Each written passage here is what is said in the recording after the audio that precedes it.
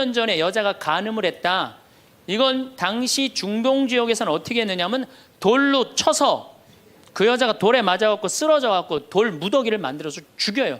이번에도 중동에서 그런 일이 있었죠. 사진을 보니까 진짜 돌 무덤을 만들어 버리더라고요. 근데 이 여자가 간음을 하다가 이번에 이 중동에서 그런 분은 남자하고 팔짱 끼고 나갔는지 그냥 외출했다고 그거 이유 하나로 그 처벌을 당했어요. 근데 이 여자는 현장에서 붙잡혔어. 중동에서 이 여자들은요 다 싸고 다녀요. 그만큼 여자를 사람 취급을 안 해요. 그런데 이 여자가 간음을 했어. 그러니까 남자들이 막 화가 날 것 같아, 안 날 것 같아요? 너무너무 화가 나는 거지. 이 여자는 여러분들 예뻤겠어요, 안 예뻤겠어요? 예뻤을 거예요. 왜냐하면 당시에 간음을 한다는 건 목숨을 걸었기 때문에. 이 여자 몸매는 어땠을 것 같아요? S라인에 S라인. 이게 벤지 엉덩이인지 구분도 안 되는 여자고 간음할 수가 없어요. 예쁜 여자가 다른 남자하고 대낮에 간음하다가 붙잡혔다. 남자들이 흥분할 수밖에 없어요. 그래갖고 막 눈이 뒤집어져 갖고 예수님은 안 그래도 예수님한테 별렀어요. 왜? 요한복음 7장에 귀에만 대면 예수님을 죽이려고 그랬거든. 근데 이 사건이 8장에 일어나요. 8장에. 그러니까 모두를 용서해라, 사랑해라 이런 분하고 율법 1.1핵도 없어지면 안 된다. 그러니까 율법학자들이 예수님 앞에 이 여자를 패댕기를 치는 거예요. 당신이 이 여자 간음했는데 어떻게 하면 좋으냐고. 근데 예수님이 보니까 이 사람들이, 이 남자들이 너무너무 흥분해 있는 거야. 눈이 뒤집어진 거예요. 보니까 흰 눈동자 95%, 까만 눈동자 5%야. 눈이 확 뒤집어져 있는 거야. 근데 예수님은 참 지혜로우셔요. 흥분한 사람하고는 얘기를 안 하시는 거예요. 여러분들 두 사람이 막 싸워. 내가 말리로 들어갔어. 말리로 들어가면 나중에 흥분한 사람들 속에 뛰어들어가면 나중에 몇 명이 싸워요? 3명이 싸워요.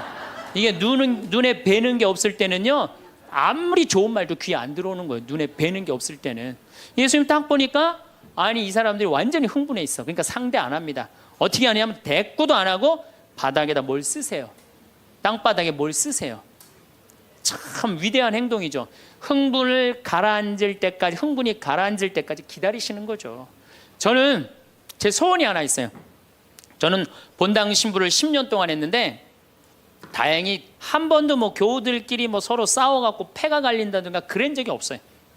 그런데 이제 내가 다음에 이제 한번 본당에 나가면 주교님한테 가서 꼭 부탁하고 싶어요. 주교님한테 나는 어떤 본당에 나가고 싶냐고 부탁을 하고 싶냐면은 성당이 2패로 나눠져 갖고 머리통이 터지게 싸우는 본당에 나 보내달라고. 내가 꼭 하고 싶은 게 있어서 그래요. 뭘 하고 싶으냐면은 내가 이제 머리통이 터지게 싸우는 본당에 발령받아 갔단 말이야. 딱 발령받아 가면은 양쪽 회장들이 딱 올 거 아니에요. 신부님, 저치들이 우리 성당 돈 다 빼먹었다고. 또 이쪽 회장들은 저치들이 우리 성당 분위기 다 깬다고 CCBB를 가려달라고 흥분이 돼갖고 오면은 나는 아무 말도 안 하고 사제관 방바닥에 뭘 써보고 싶어. 나 그거 꼭 해보고 싶어요.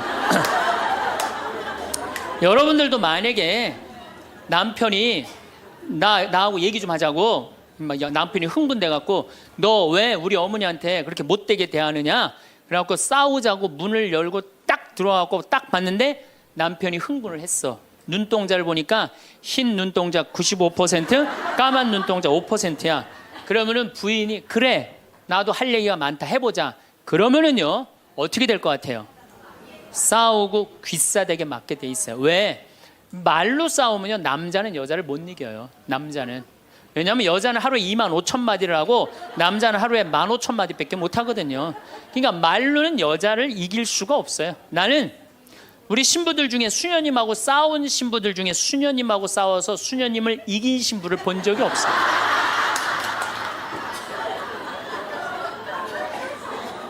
말로는 안 되는 거예요. 그러니까 여러분들 남편이 흥분해갖고 딱 나하고 얘기하자 그러면 여러분들은 아무 대꾸하지 말고 방바닥에 뭘 쓰세요. 뭐 할 때까지? 남편 흥분 가라앉을 때까지. 예수님은 땅바닥에 쓰시는 거예요. 사실은 그거는 다른 아주 신학교 있을 때 뭐 많이 배웠죠. 뭘 써셨을까? 예수님이 과연 뭐 별 얘기를 들었는데 다른 의미는 아니고 흥분이 가라앉을 때까지 기다리신 거예요. 그래갖고 이제 이 사람들이 이제 흥분은 가라앉고 사건만 남은 거예요. 사건. 그래갖고 이제 흥분이 좀 가라앉은 상태.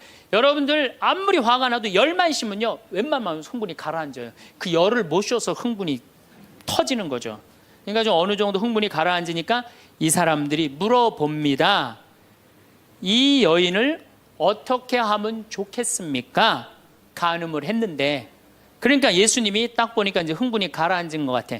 그러니까 딱 한마디 더 합니다. 그래?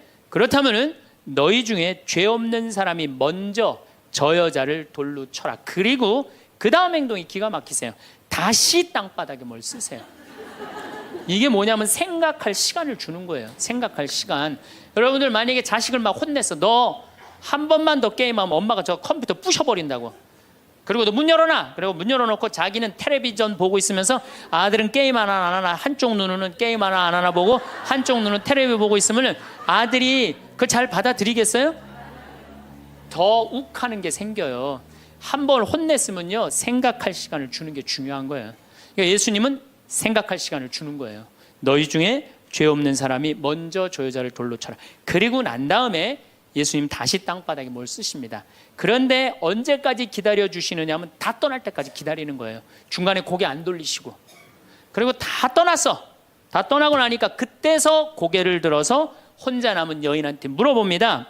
여인아, 네 죄를 묻던 사람들이 어디 갔느냐? 아무도 없습니다, 주님. 그래?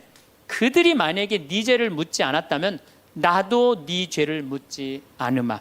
이거 기가 막힌 얘기예요. 왜? 예수님은 죄를 묻을 수 있는 권한이 있으신 분이에요.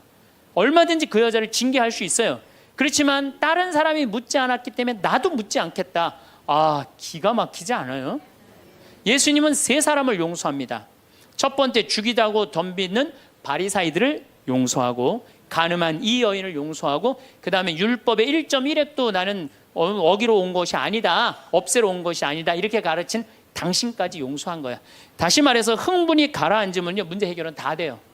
흥분한 상태에서 여러분들이 문제 해결하려고 하면 해결이 안 된다는 얘기예요. 그렇다면은 이 흥분은, 화는 어떻게 하면 조절할 수 있느냐? 첫 번째, 숨을 잘 쉬어라. 이거는 모든 화를 조절하는 책을 읽어보면요, 첫 번째로 나오는 게 숨을 잘 쉬어라예요. 화가 나면은 숨이 가빠져요, 안 가빠져요? 가빠지죠? 씩씩거린다 그러죠? 이게 숨을 어떻게 주체하지 못해서 그러는 거예요. 근데 여러분들, 숨은 창세기에 보면은 하느님이 인간을 창조하시고 뭘 불어넣었다 그래요?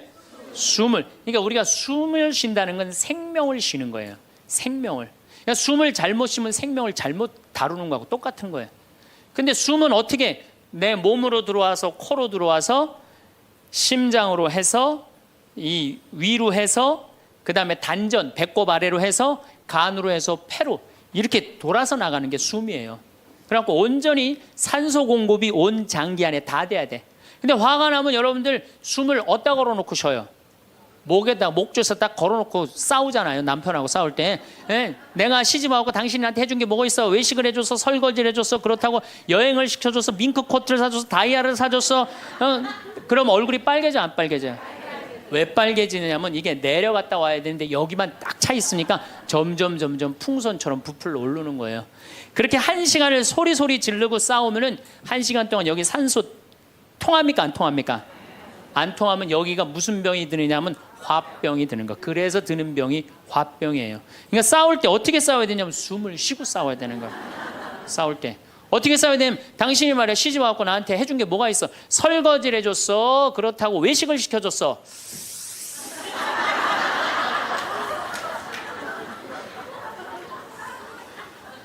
그렇다고 나 밍크 코트를 사줬어, 아니면 다이아를 사줬어. 당신 나한테 해준 게 뭐 있어? 내 시집 와서 고생만 했지.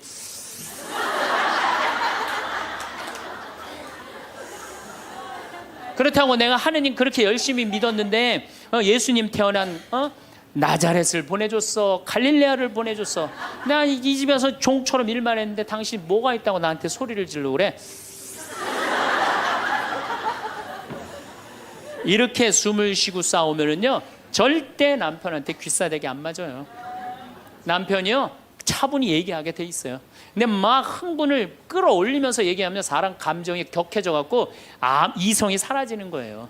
그래서 우리가 내가 너무너무 화가 나면은 심호흡을 10번만 하면은 굉장히 문제가 해결된다는 거예요.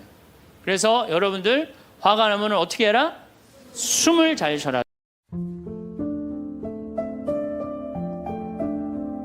예, 오늘은 특별히 한국에서 토요 특강을 찍는 게 아니고 미국 동부 뉴욕 남쪽 아래 동네에 있는 뉴저지 여기 메이플 우드 성당 성 김대건 안드레아 한인 천주교 우리 공동체에서 우리에게 특별히 미사를 할 수 있도록 이경 바오로 신부님께서 우리를 배려해 주셨습니다. 신부님 제가 아주 오래전부터 알고 지냈는데 정말 아주 착한 목자이신 것 같아요. 신부님한테 특별히 오늘 이 자리를 빌어서 깊은 감사드립니다. 특별히 제 건강 많이 걱정해 주셔서 정말 이렇게 동부를 뉴욕을 생각하면 신부님 생각 참 많이 합니다. 정말 많은 분들이 우리 필리포 생태마을 또 저를 위해서 걱정해주고 기도해주고 그러신다는 것을 이번 여행을 통해서 특별히 더 많이 느꼈습니다. 오늘 강의 주제는 감동, 무식, 남 탓, 내 탓입니다. 전도서 3장 9절에 이런 말이 나옵니다. 나는 사람이 사는 동안에 기뻐하며 선을 행하는 것보다 더 나은 일이 없다는 것을 알았다. 우리가 이렇게 선을 행할 때, 이거 내가 좀 아끼면은 내가 뭘 좀 할 수 있을 텐데, 저 사람 좀 도와주고, 좀 불쌍한 사람, 이거 좀 줘야 되는데, 마음이 막 왔다 갔다 하는 사람은 그 사람은 기쁘게 선을 행하는 사람이 아니에요. 제가 오늘이 사실은 목요일인데, 오늘 목요일에 잠비아 우리 후천성 면역 결핍증 아이들 제가 그 집을 지어줄 때 수녀님이 울면서 저한테 그랬어요. 신부님 신학교 큰 거, 수녀원 큰 거, 농업대학 큰 것도 중요하지만은 지금 요 25,000명 그 카와마라는 빈민가에 사람들이 살고 있는데 에이즈 환자가 1,600명입니다. 그런데 보통 15살, 16살 정도가 에이즈가 걸린다고 그래요. 근데 대개는 좀 지능이 떨어진 여자아이들을 이 동네 남자들이 막 그냥 건드리니까 에이즈가 걸리고 아이들도 에이즈가 걸려서 나오는데 그 아이들은 버림을 받을 수밖에 없다는 거예요. 울면서 수녀님이 저한테 그 아이들 위한 집을 줘달라고 그럴 때 제가 그런 생각이 들었어요. 정말 기쁘게 집을 져줘야 되겠구나. 그래서 2년 전에 집을 정말 예쁘게 졌어요. 이제 요 사진 동영상을 제가 나중에 한번 얼마나 그 수녀님이 조경도 예쁘게 하고 얼마나 방 침대도 예쁘고 얼마나 깨끗하게 아이들을 돌보는지 제가 한번 여러분들한테 또 보여주겠지만은 저는 이번에도 정말 카사리아 10,000만 평도 중요하지만은 이번에 그 아이들을 이제 16명이고 이제 아이들이 한 7명이 더 들어온다고 그래. 이제 23명이 될 거라고 그래요. 그 아이들을 생각하면 누워서도 가슴이 따뜻해요. 정말 기쁘게. 그래서 우리 직원들도 이제 한 달에 얼마씩 월급에서 이렇게 내갖고 그 아이들 지금 1년 밥을 지금 우리가 대는 거거든요. 우리 직원들도 이거 하면 뭐 좀 할 텐데 그건 정말 기쁜 게 아닌 것 같아. 기쁘게 기뻐하며 선을 행하는 것보다 더 나은 일이 없다는 것을 알았다. 그 다음 말이 내가 진짜 좋아하는 말이에요. 사람이 먹고 마시고 수고함으로써 기쁨을 누리는 것, 그것이 하느님의 선물이다. 우리는 성당 다니면 십자가 예수님 고통을 참아야 되고 인내해야 되고 남들 그냥 뭐라 그러면 욕도 하지 말아야 되고 이게 우리 기본 이런 영성. 그래서 내가 천주교 기본 컨셉은 우울 컨셉이라고. 성당에만 오면 막 떠들다가도 여기만 오면 참 이러는데 이 전도서에 이런 아주 중요한 얘기가 나와요. 사람이 먹고 마시는 일이 참 중요해요. 여러분들 이번 여행에 우리 뭐 부관장 신부님이 나한테 아까 전심 먹으면서 이렇게 맛있게 먹어도 되느냐고 이거 좀 미안하다고 너무 여행 중에 맛있게 먹어서 너무너무 행복하다고. 그게 참 중요해요. 우리가 행복한 거를 누가 좋아하느냐면 하느님이 좋아하는 거예요. 우리가 기쁜 걸 누가 좋아하느냐면 여러분들 뭐 나는 자식을 안 낳았지만 여러분들 자식 입에 들어가는 저기 막 숟가락에 애들이 쫙쫙 받아 먹으면 엄마 아빠가 기분이 좋잖아요. 우리 생태마을 직원들이 여행 다니면서 맛있게 먹고 마시고 또 수고하잖아요. 뭐 우리 지금 청국장, 생청국장 이렇게 밥 비벼 먹고 찌개 끓여 먹는 이 청국장 주문이 너무너무 많이 들어왔고 우리 직원들이 그걸 많이 갖고 아침에 손이 안 펴진대. 그러니까 그렇게까지 열심히 일했으니까 먹고 마시고 수고함으로써 이 일을 안 하면은 먹고 마시는 게 의미가 없어요. 일을 안 하면서 먹고 마시는 사람은 사는 게 지겨워요. 근데 막 열심히 일하는 사람이 먹고 마시고 노는 일은 즐거운 일이에요. 그래서 먹고 사람, 이거 내 말이 아니라 성서에 나온 말이야. 성서에. 사람이 먹고 마시고 수고함으로써 기쁨을 누리는 것, 그것이 하느님의 선물이다. 미국에 이제 은퇴한 분들의 꿈이 서부부터 동부까지 여행하는 게 보통 꿈이라고 그래서 뭐 RV라고 이번에 뭐 레크레이션 비어클이라고 그 RV를 타고 뒤에 침대 있는 차를 몰고 막 한 달이고 두 달이고 이렇게 여행 가는 게 평생의 꿈이야. 평생의.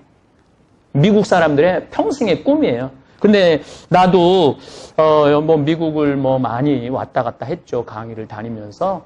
미국 사람들의 평생의 꿈이기도 하지만 우리 생태마을 직원들한테 정말 보여주고 싶었어요. 미국이라는 이 대륙이 얼마나 아름다운지. 그래서 이제 뭐 LA에서부터 이제 샌프란시스코부터 우리가 시작했잖아요. 우리 직원들이 이제 앞에 가고 난 대부분이 뒤에 있었어. 근데 난 직원들이 우와, 이야, 이 어머나, 세상에 이렇게 아름다울 수가 있을까? 이렇게 웅장할 수 있을까? 참 신비하다. 하느님 창조 사업을 정말 내 두 눈으로 확인하는 것 같아서 너무너무 가슴이 설렌다. 이런 직원들의 감동 소리를 이렇게 뒤에서 듣고 있으면 내가 행복해. 그냥 내가 막 봐서 행복한 게 아니고 우리 생태마을 직원들이 이런 얘기예요. 생태마을 취직하길 잘했다. 정말로 이 감동 받을 때마다 나한테 신부님 감사합니다. 감사합니다. 그러니까 참 내가 만들어 놓은 것도 아닌데 내가 뭐 그랜드 캐년을 만들어 놓은 것도 아닌데 내가 브라이스 캐년을 만들어 놓은 것도 아닌데 내가 자이언 내셔널 파크를 만들어 놓은 것도 아닌데 막 직원들이 막 행복하는 모습을 보면 내가 그냥 뿌듯한 거. 내가 만들어 놓은 것이냐 이렇게 마음 안에 이렇게 내가 기쁨이 차요. 제가 이렇게 이제 우리 직원들 어디를 보여줄까 이렇게 생각을 항상 해. 이렇게 열심히 일하는 직원들 어디를 보여줄까. 그래서 이제 제일 중요한 건 우리 유럽 성지순례 갔고 그리고 이제 호주, 뉴질랜드 갔고 이제 4년째죠. 이제 미국 드디어 이 정말 아름답고 웅장한 대륙 미국을 내 직원들한테 선물로 주고 싶었어요.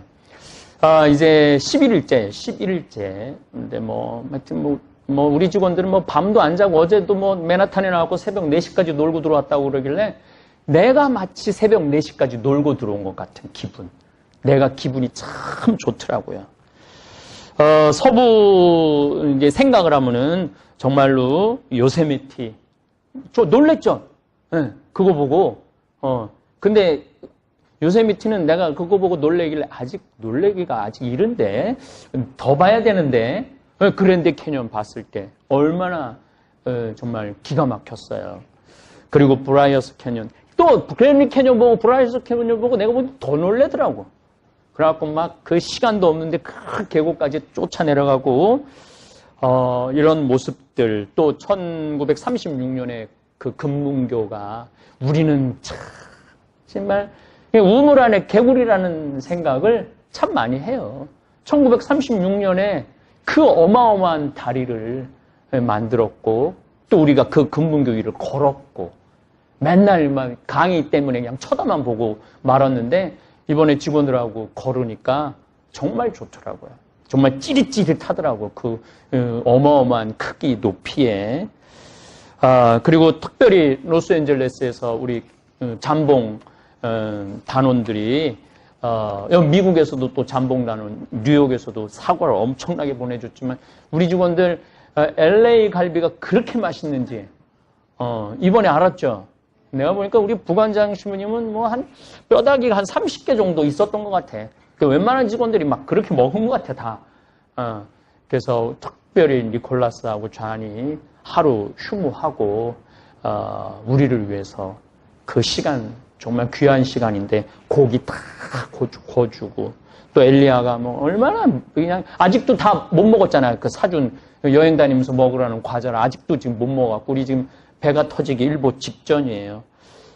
어딜 가도 나를 반겨주는 사람이 있다는 거 좀 행복하죠? 정말 우리는 정말 행복한 사람들인 것 같아.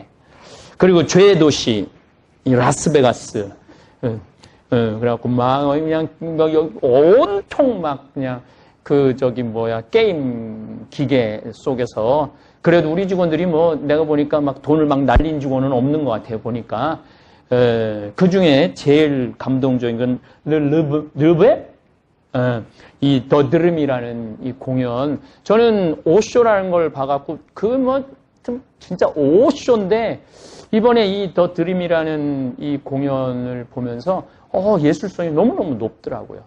그래서 우리 직원들이 이런 거 보면서 정말로 정말 미국 난 물 속에서 수중 발레하는 그 사람들 미국 사람들이라고 다 럭셔리하게 아무것도 안 하고 와인 마시는 거 아니에요. 그 정도 공연을 하려고 그러면 피나는 노력을 해야 돼.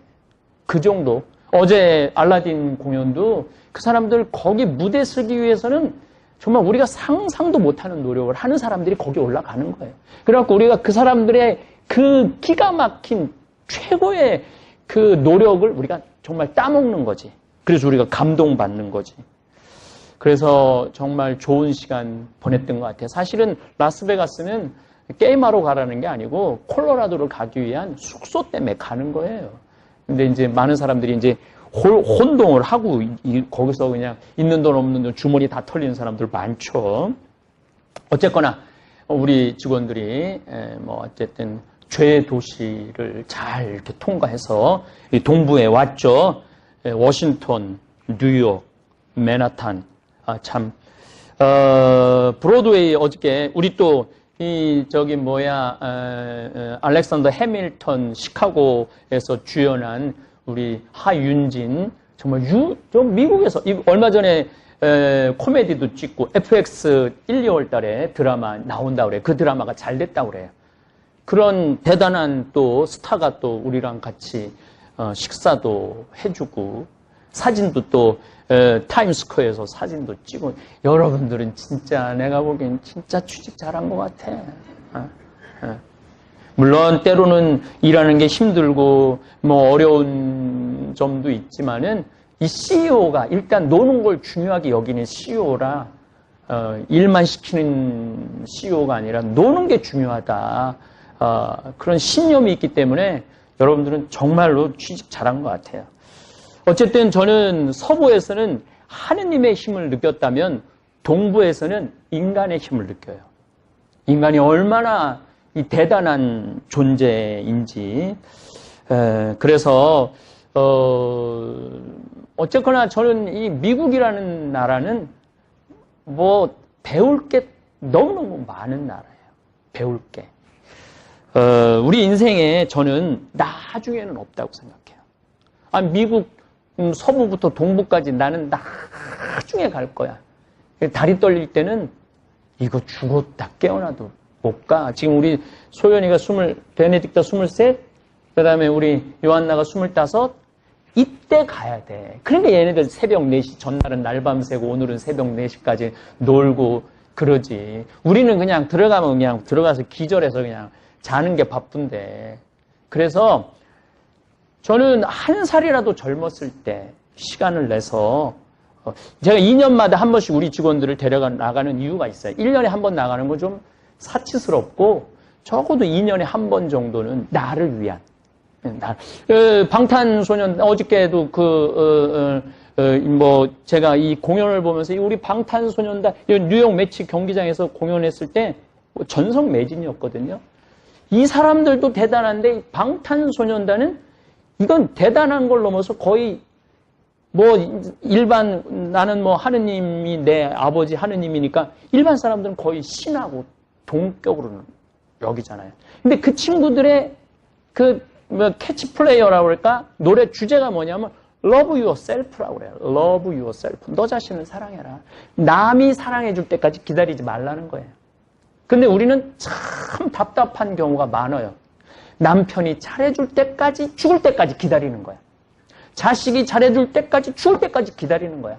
그럼 내가 행복하면 되는데, 내가 나 자신을 사랑하고, 내가 나 자신한테 잘해주면 되는데, 내가 나 자신한테 잘해주는 법을 배운 적이 없어. 그래서 정말 심장이 떨리지 못하는 거예요. 끝까지 불평하다가 죽는 거야. 지질이 복도 없는 년. 남편 복도 없더니 자식 복까지 없다고. 그거는 제가 보기에는 자기 인생의 주인공은 자기예요. 자기의 삶을 주도적으로 살아가야 돼. 그래서 우리 직원들이 이제 나하고 우리 특별히 우리 국장님은 나하고 참 여행 많이 했어요. 이스라엘도 가고 여기 우리 직원들이 또 잠비아도 많이 따라갔다 오면서 그 전도서 다시 내가 말하면은 전도서의 말씀 그대로 살고 있는 거야. 나는 사람이 사는 동안에 기뻐하며 선을 행하는 것보다 더 나은 일이 없다는 것을 알았다. 우리 직원들 잠비아 갔다 온 직원, 우리 김 과장도 마찬가지지만은 가슴이 뜨겁다는 거야. 가슴이. 정말로 내가 생각했던 것보다 훨씬 아름답고, 그리고 저는 우리 유튜브 구독자님들한테 제가 왜 막 잠비아에 막 더럽고 힘들고 고통스러운 걸 안 보여주느냐 하면은 그거는 그들한테 도움이 아무것도 안 돼요. 정말로 잠비아가 아름다운 거, 그리고 우리 라파엘의 집 아이들이 행복한 걸 봐야지 더 해주고 싶은 거예요. 막 더러운 거는 한 번은 불쌍한 눈으로 보지만 두 번은 안 보는 게 인간의 본성이에요. 그래서 저는 이제 내년에 우리 피정객들, 잠비아 한 달 피정 오는 분들한테 그 집에 가갖고 얼마나 우리가 말하는 에이즈에 걸린 아이들이 얼마나 깨끗하고 얼마나 행복하게 사는지 그거를 꼭 보여주고 싶어요. 그래서 이 아이들이 그 수녀님이 중학교도 보내고 고등학교도 보내고 의사가 된다는 그 친구도 있어요. 공부도 수녀님하고 열심히 한대. 그러니까 막 그 중에 우리 라파엘의 집에서 의사가 나온다면은 정말 내가 정말 춤을 출 것 같아. 내 딸이 의사가 되는 그런 기분이 들 것 같아요. 제가 사는 강원도 평창 생태 마을에는 제가 황토집을 전해서 암 환자들이 많이 오십니다. 근데 벌써 한 3년 전 얘기예요. 3년 전에 우리 집에 암 환자 자매님 한 분이 오셨어요. 한 분이 오셨는데 이분이 5월 달경에 오셨는데 완전히 얼굴이 새카마신 분이에요. 남편이 뭐라고 그러느냐면은 간까지 다 암이 전이 돼서 3개월밖에 못 살 거라고. 신부님 마지막으로 황토집이 좋아서 왔노라고. 그래서 신부님이 좀 살려달라고. 내가 무슨 재주로 살려줘요, 제가. 그래서 좀 우리 집에 내가 행복론 강의라니까 행복론 강의 좀 들으라고. 근데 마침 그때 암 환자들이 한 10분 정도 있었어요. 그런데 그 암 환자들하고 다른 분들하고 강의를 하는데 10분이 다 웃는데 그 자매는 안 웃는 거예요. 왜 안 웃느냐? 이제 3개월밖에 안 남았기 때문에 그게 너무 걱정이 되니까 내 강의가 재밌지도 않고 웃기지도 않은 거예요. 2시간 내내 무표정한 표정으로 앉아 있더라고요. 그래서 강의 끝나고 내가 자매님을 불러서 자매님 나하고 얘기 좀 하자. 자매님 뭐가 이렇게 걱정이 많으냐. 자매님 지금 근심 걱정은 3개월에 죽는다는 거 걱정을 하는데 3개월에 죽을지 3년 후에 죽을지는 아무도 모른다. 그리고 사실은 오늘 저녁에 교통사고로 죽는 사람도 많고 물에 빠져 죽는 사람도 많다. 우리는 하루를 즐겁게 살면 된다. 내일 걱정은 내일이 알아서 한다. 여러분들 마태오복음 6장에 그 얘기가 나오죠. 무엇을 먹을까? 무엇을 마실까? 무엇을 입을까? 걱정하지 말아라. 하늘에 나는 새도 하느님이 먹여준다. 솔로몬도 들에 핀 나리꽃처럼 영화롭게 입지 못했다. 너희들은 오늘 일은 오늘로 족하다. 내일 걱정은 내일이 알아서 할 것이다. 오늘 수고는 오늘로 족하다. 이렇게 말씀을 하셨다. 내일 거 걱정하지 말아라. 그리고 내가 막 자매님한테 혼을 냈어요. 근데 이 자매님이 이틀 동안 집에서 안 나오더라고. 나한테 혼나갖고. 나한테 위로받을 줄 알았더니 그 이틀이 지나고 나서 자매님이 그러더라고. 신부님 생각을 해보니까 내가 남은 3개월 동안 이제까지 하느님의 50년 동안 베풀어 주신 은혜 감사하기도 시간 모자라다는 생각이 든다는 거예요. 마음이 바뀐 거죠. 마음이 바뀌부터 이 자매가 웃기 시작하는 거예요. 막 웃기 시작하는 거예요. 강의를 듣고 웃고 막 그 동료 환자들하고도 산책 다니면서 웃고. 사람이 웃으니까 참 보기 좋더라고요. 얼굴은 까맣게 됐지만은. 그리고 이제 6월 달에 항암을 하러 여기 암세타로 왔어요. 항암을 뭐 거의 5년 동안 암하고 투병을 했으니까 항암을 이제 한다고 10일 있다가 온다는 자매가 가자마자 6일 만에 돌아왔어요. 왜 돌아왔냐 그러니까 신부님 자기가 5년 동안 항암을 하는 동안 정말로 매번 토하고 매번 울었대요. 너무 아파갖고. 근데 이번에 가서 항암을 했는데 안 토했다는 거예요. 안 아팠다는 거예요. 너무너무 좋더라는 거예요. 그래서 6일 만에 내가 하느님한테 매번 감사했대. 하느님 감사합니다. 안 아프게 해주셔서. 하느님 감사합니다. 안 토하게 해주셔서. 계속. 그리고 6일 만에 내가 살 때는 평창이다. 그리고 평창으로 돌아온 거예요, 이 자매가. 끝나자마자. 그래갖고 이제 우리 집에서 이제 생활을 하는데 후배 암 환자들이 오면은 내가 시키지도 않았는데 이 자매가 데리고 다니면서 감사해야 된다. 찬양해야 된다. 자매가 알아서 하는 거죠. 근데 우리 집은 이제 7월 달이 되면은 아이들이 환경 교육을 받으러 한 4천 명 정도 와요. 그래서 암 환자들이 사실은 다 집으로 보내요. 그 자매도 이제 전라도 순천 분인데 가시라고 가셨다가 방학 끝나면 오라고. 자기는 안 간다는 거. 내가 살 때가 여긴데 어딜 가냐고. 그래도 갔다가 오시라고. 그리고 자매님 이하 암 걸리신 분들 다 집으로 보냈어요. 8월 달이 되면은 전에는 밀린 강의가 많아갖고 여름방학 끝나면 전국으로 강의 다니냐고 정신이 없죠. 암 환자들 일일이 다 체크를 못했어요. 그 자매를 까먹었어요. 까먹고 이제 10월 달이 됐어요. 10월 달이 됐는데 형제님이 전화를 하셨어요. 베드로인데. 신부님 저 베드로예요. 그러면 그때 전화한 거는 이제 이미 세상 부인이 떠나갖고 이제 장례 치르고 사모하고 49제 하고 그러고 난 다음에 이제 내 생각이 나서 대개 이제 우리 집에 이제 오신 분들이 그렇게 전화를 많이 하세요. 이제 돌아가셨고 다 장례 끝났고 어디다 모셨고 그래서 신부님 이제 기도해 달라고. 그래서 이제 자매님 어떻게 됐느냐고 나는 이제 어디다 묻었느냐고 이렇게 이제 물어본 거죠. 네. 그랬더니 형제님이 신부님 우리 마누라가 이틀 전인가 3일 전에 서울에 가고 그 그 방사능 치료하려고 갔는데 그 암세포를 검사를 했는데 신부님 글쎄 암세포가 다 사라졌다는 거예요.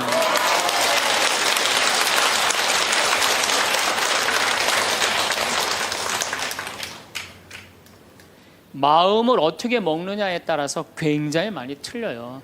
물론 또 하느님이 불러가시면 어쩔 수 없는 거고 저는 하느님이 불러가는 것도 나쁘지 않다고 생각해요. 예, 불러가면 얼마나 좋아요. 요즘 그 미국에서 어떤 박사가 이제 죽었다가 다시 살아난 사람들 조사를 해봤대잖아요. 죽으면은 죽었다가 나도 이제 그 본당 사목하면서 죽었다 살아난 사람들 얘기를 들어보면 아주 거의 똑같아요. 딱 죽을 때 그냥 터널 같은데 빛을 빨리 올라간다는 거예요. 그래갖고 그냥 전생애가 다 보이고 그리고 정말로 빛이 있는 곳으로 나간다는 거예요.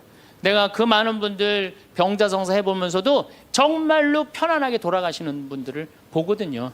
그러니까 사실 살아도 좋고 죽어도 좋은 거예요. 뭐 이렇게 걱정할 게 많아, 믿는 사람들이. 그렇지 않아요? 어쨌든 그래도 살아있는 게 낫지, 아직까지는. 그렇잖아요. 그 여러분들 죽는 거 걱정하지 마세요. 절대 죽기 전까지는 안 죽어요. 죽기 전까지는 걱정하지 마세요.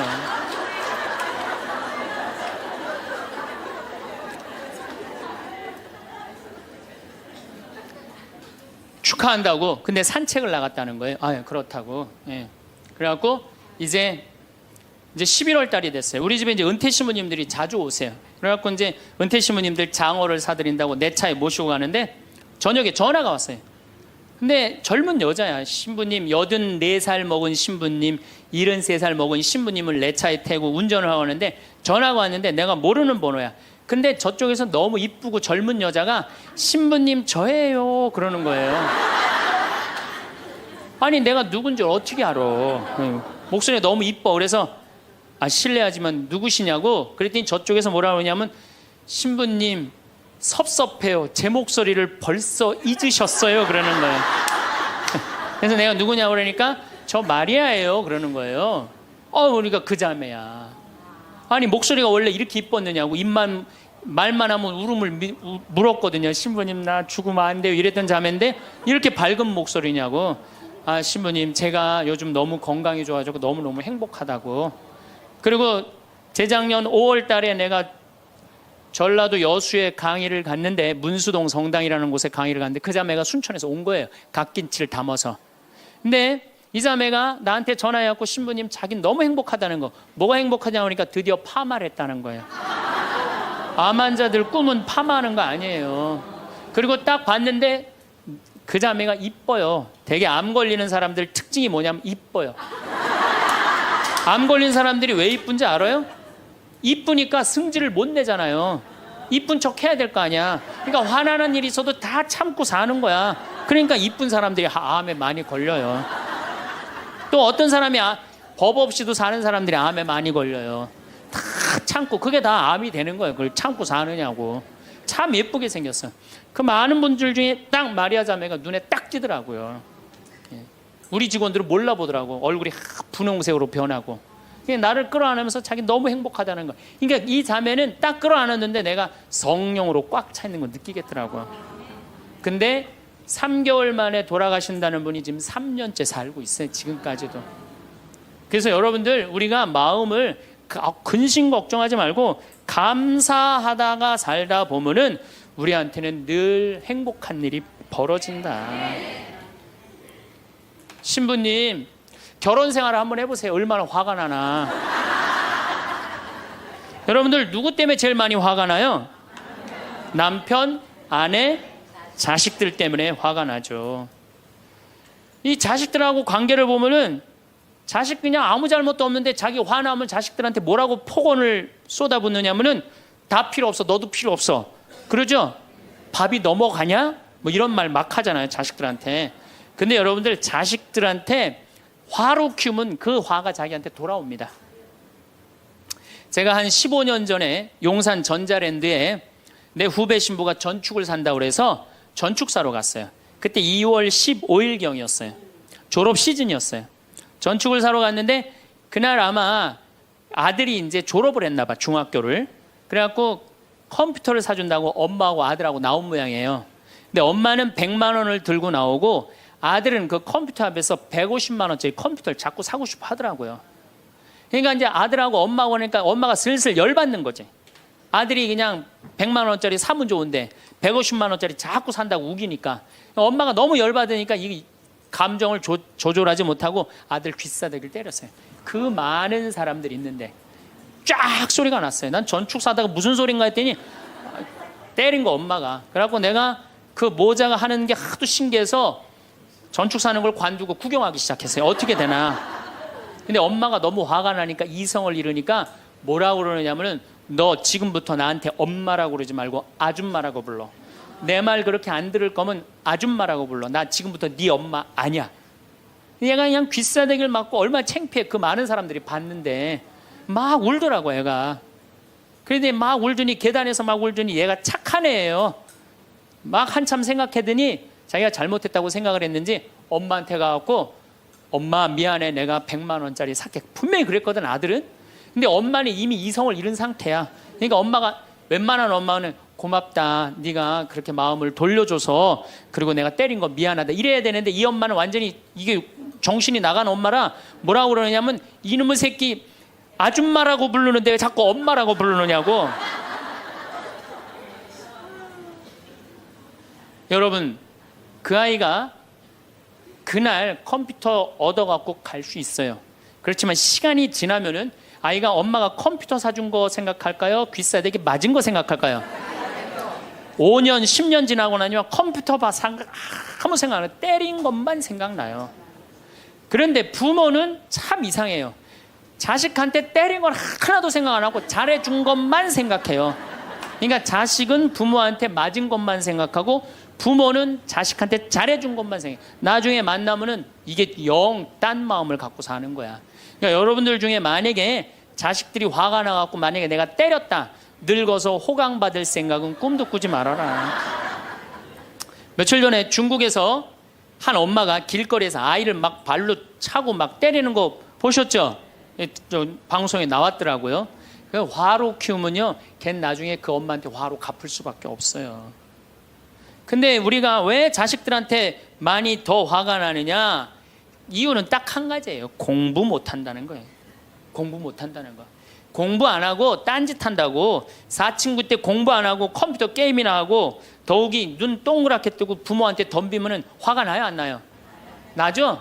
그리고 그냥 문 쾅 닫고 자기 방에 들어가고 나오지도 않으면 속에서 불 나지 않아요?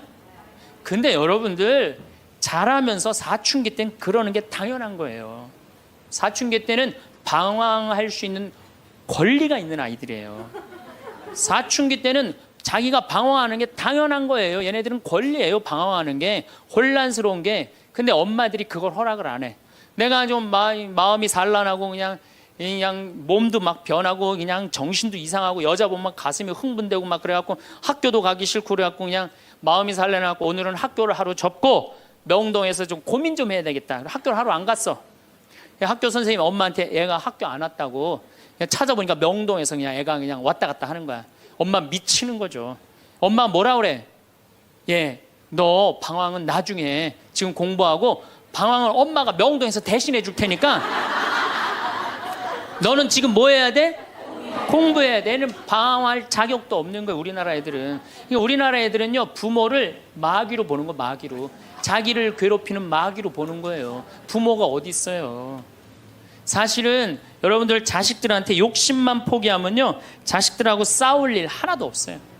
사실은 내 자식이 몸으로 살 놈인지 머리로 살 놈인지 빨리 판단해야 돼요. 우리 집에 이것도 한 3년 전 얘기인데 요셉이가 왔어요. 고등학교 졸업하고 대학을 떨어진 아이예요. 근데 그냥 대학을 떨어진지 집에서 컴퓨터 게임만 하는 거예요.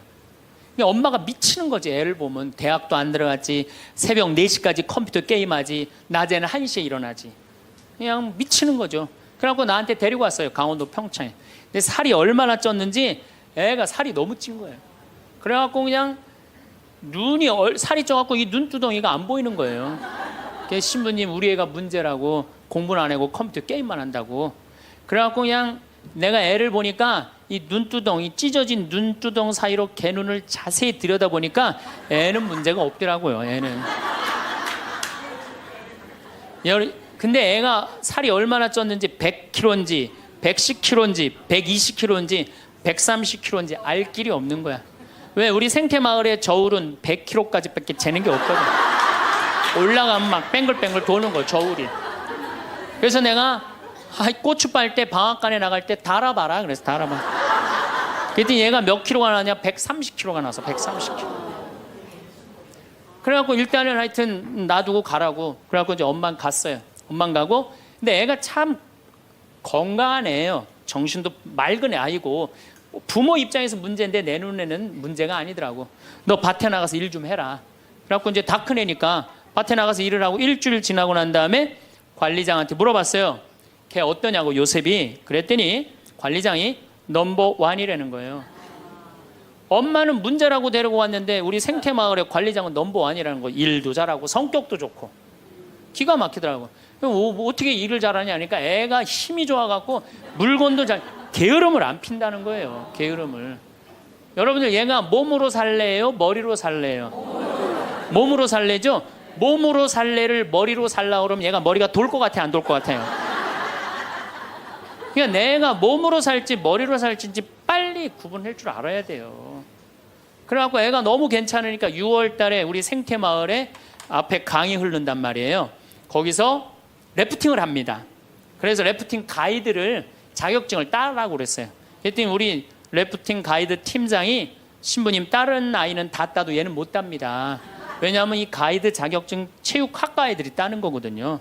배를 뒤집었다가 폈다가 강물에 뛰어 들어갔다가 강물에 또 올라오고 그래야 되는데 130kg짜리가 강물에 한번 빠지면 그만이지 어떻게 자격증을 땁니까? 그래도 우리가 협회 사람들하고 잘 아니까 좀 어떻게 좀 따게 좀 해라. 그래갖고 가이드를 자격증을 보냈는데 얘가 금요일날 따갖고 왔어요. 기가 막힌 거죠. 어떻게 땄냐 그러니까 그 주간에 비가 오지 않아갖고 배가 강바닥에 단 거야. 그래갖고 그냥 들어왔다 나갔다 자격증 따갖고 왔어요. 그리고 아이가 가이드를 하는데 인기가 최고예요. 최고. 너무너무 잘하는 거 아이가. 그래갖고 이제 9월 달에 엄마가 와서 보니까 아들이 130kg짜리니까 116kg가 된 거야. 그러니까 살이 홀쭉 빠지고 눈빛이 초롱초롱해진 거야. 그러니까 엄마가 가자, 공부하러.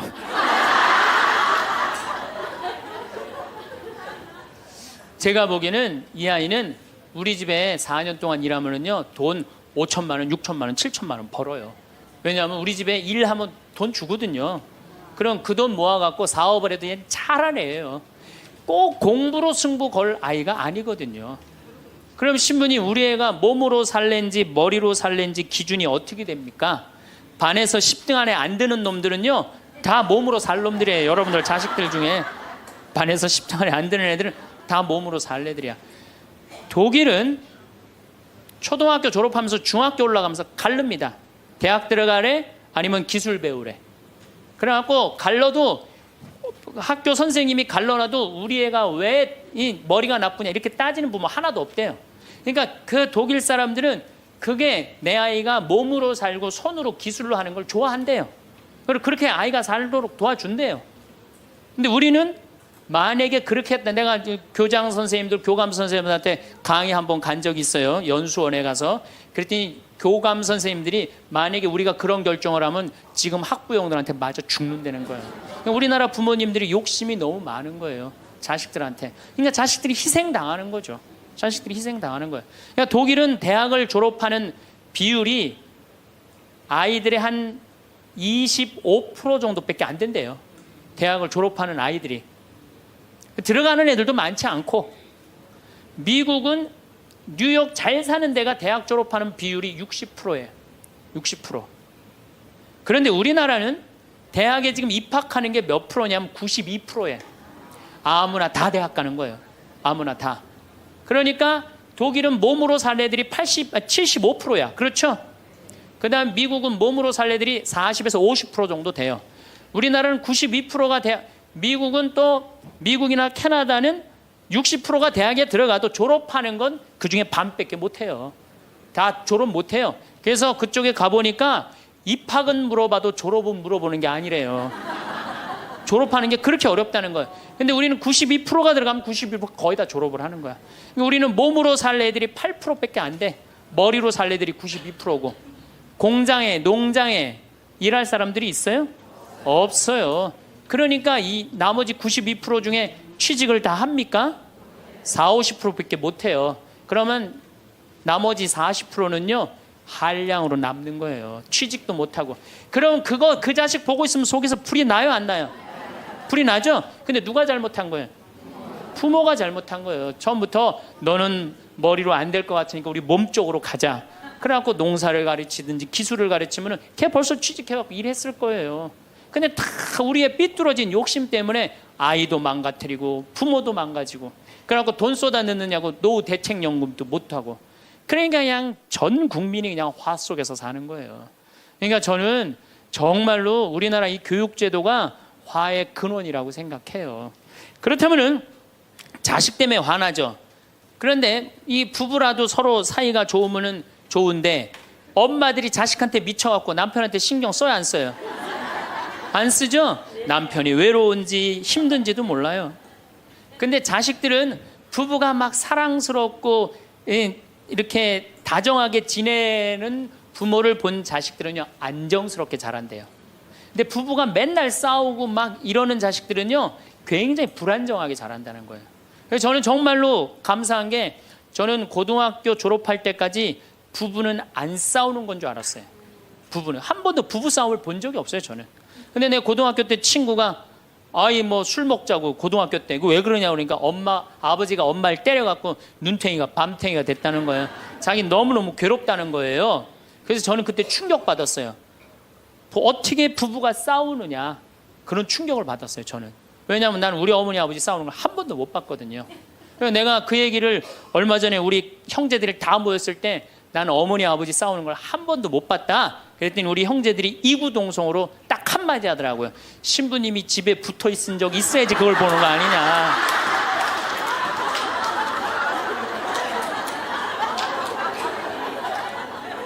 어쨌거나 저는 본 적이 없어요. 저는 굉장히 긍정적으로 자랄 수 있는 거죠. 근데 우리나라 남자들은 참 불쌍해요. 돈은 죽어라 벌지만 그 돈을 마음 느긋하게 써볼 수가 없어요. 그렇죠?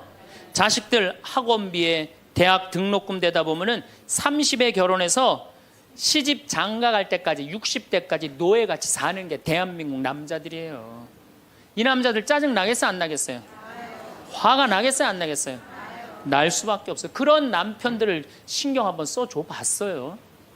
정말로 남편 정말로 남편을 왕대조 패줘봤느냐고. 여러분들 길 가는 사람이, 여러분들 10,000원 주는 사람 있어요? 길 가는 남자가 당신 예쁘다고 10,000원 주는 남자 봤어요? 근데 여러분들 남편은 그냥 한 달에 뼈가 빠지게 벌어갖고 200만 원이든 300만 원이든 400만 원이든 갖다 바치잖아요. 그러면 그 남편한테 감사해야 될 거 아니야. 근데 그냥 감사는 안 하고 그냥 남의 김치찌개도 그냥 제대로 안 하면 그냥 못 끓이고, 그냥 자식이라고 있는 거 학원 다니다 보면은 밤 12시에 얼굴 보기도 힘들어요. 아버지가 자식을 키우고는 있지만은 다정한 자식을 구경하기가 힘들어요. 또 사춘기만 되면 이 자식들이 아버지한테 부드럽게 합니까? 반항하고 틱틱거리고 그러면은요, 우리나라 남자들은 갈 데가 없는 거야. 그래서 40대 남자들이 자살률이 세계에서 1위인데 우리나라 여자보다 몇 배가 많이 죽느냐면 3배가 많이 죽어요. 우리나라 40대들은 갈 데가 없는 거예요. 갈 데가. 외로운 거죠. 또 여성들도 마찬가지야. 난 우리나라 여자들도 불쌍해. 이게 다 교육 때문에 그래. 교육 때문에. 자식이 막 사춘기 때 막 생 난리를 치고 막 그럴 때 여러분들은 몇 살이 될까요? 45, 50 왔다 갔다 하죠? 그럼 여러분들은 자식은 사춘기지만 여러분들은 뭐예요? 갱년기야. 그러니까 갱년기가 되면 사실은 굉장히 케어가 필요한 거예요. 여러분들 굉장히 돌봄이 필요한 나이예요. 막 피부 처져요, 안 처져요? 눈두덩 처져요, 안 처져요? 눈가 처져요, 안 처져요? 볼 처져요, 안 처져요? 이가 처져요, 안 처져요? 그러니까 그렇게 처지는 거 거울에 이렇게 보고 앉아 있으면 어떤 얼굴이 되냐면 이런 얼굴이 돼요.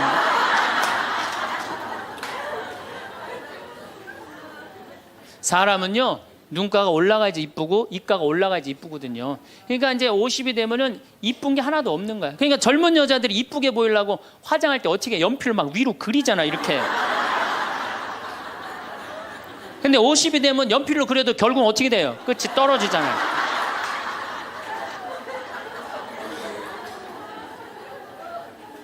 하지만은 우리나라 이 갱년기의 여성들은 자신의 고통, 번뇌 뒤로 하고 감추고 희생합니다. 묻어두는 거예요. 자식을 위해서 희생한다. 내가 지금 뭐 생리가 이어졌다 끊어졌다 그냥 정신이 깜빡깜빡 하잖아요, 여러분들. 갱년기 시작되면은. 그렇죠? 지갑은 뒀는데 어디다 뒀는지 생각이 안 나는 그런 경우 참 많죠.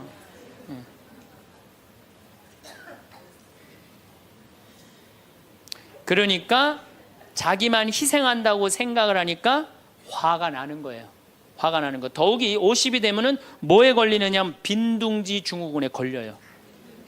자식 공부하러 나가고, 그렇죠? 남편 돈 벌러 나가고, 자기는 50 되면은 아무도 옆에 없는 것 같은 외로움 속에 자기가 이제 빠지는 거죠. 그러면 이제 자식 보면 막 화가 나는 거예요. 남편 봐도 화가 나고, 몸에는 막 테스토스테론이 나와가고 힘은 흘러 넘치고, 그러니까 막 소리 지르는 거야. 그러니까 50 넘은 여자 중에 여자 같은 여자는 없고 전부 다 깡패 같은 여자들만 있는 거야. 50 넘은. 그래서 나는 이 부부들 보면은 참 재미난 게, 성당에서 내가 보면 얼굴도 예쁘고 정말로 상냥해요. 이 음식 반찬도 맛있게 하고, 그럼 남편하고 술 한잔 하면서 형제님 행복하다고, 저렇게 이쁘고 상냥하고 괜찮은 여자랑 살아서 정말로 부럽다고. 그러면은 형제님들 대부분이 뭐라고 그러냐면, 신부님 부러우세요? 너무 부럽다고. 그러면은 형제님들이 뭐라고 그러냐면, 데리고 가세요.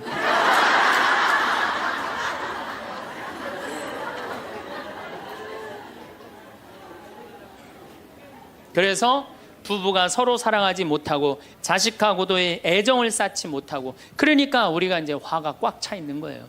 그러니까 이 화가 꽉 차 있으니까 정말로 상상하지 못하는 일들이 벌어지는 거. 우리 사회 안에서 막 서로 죽이고 뭐 내다 버리고 뭐 이런 일들이 벌어지는 거죠.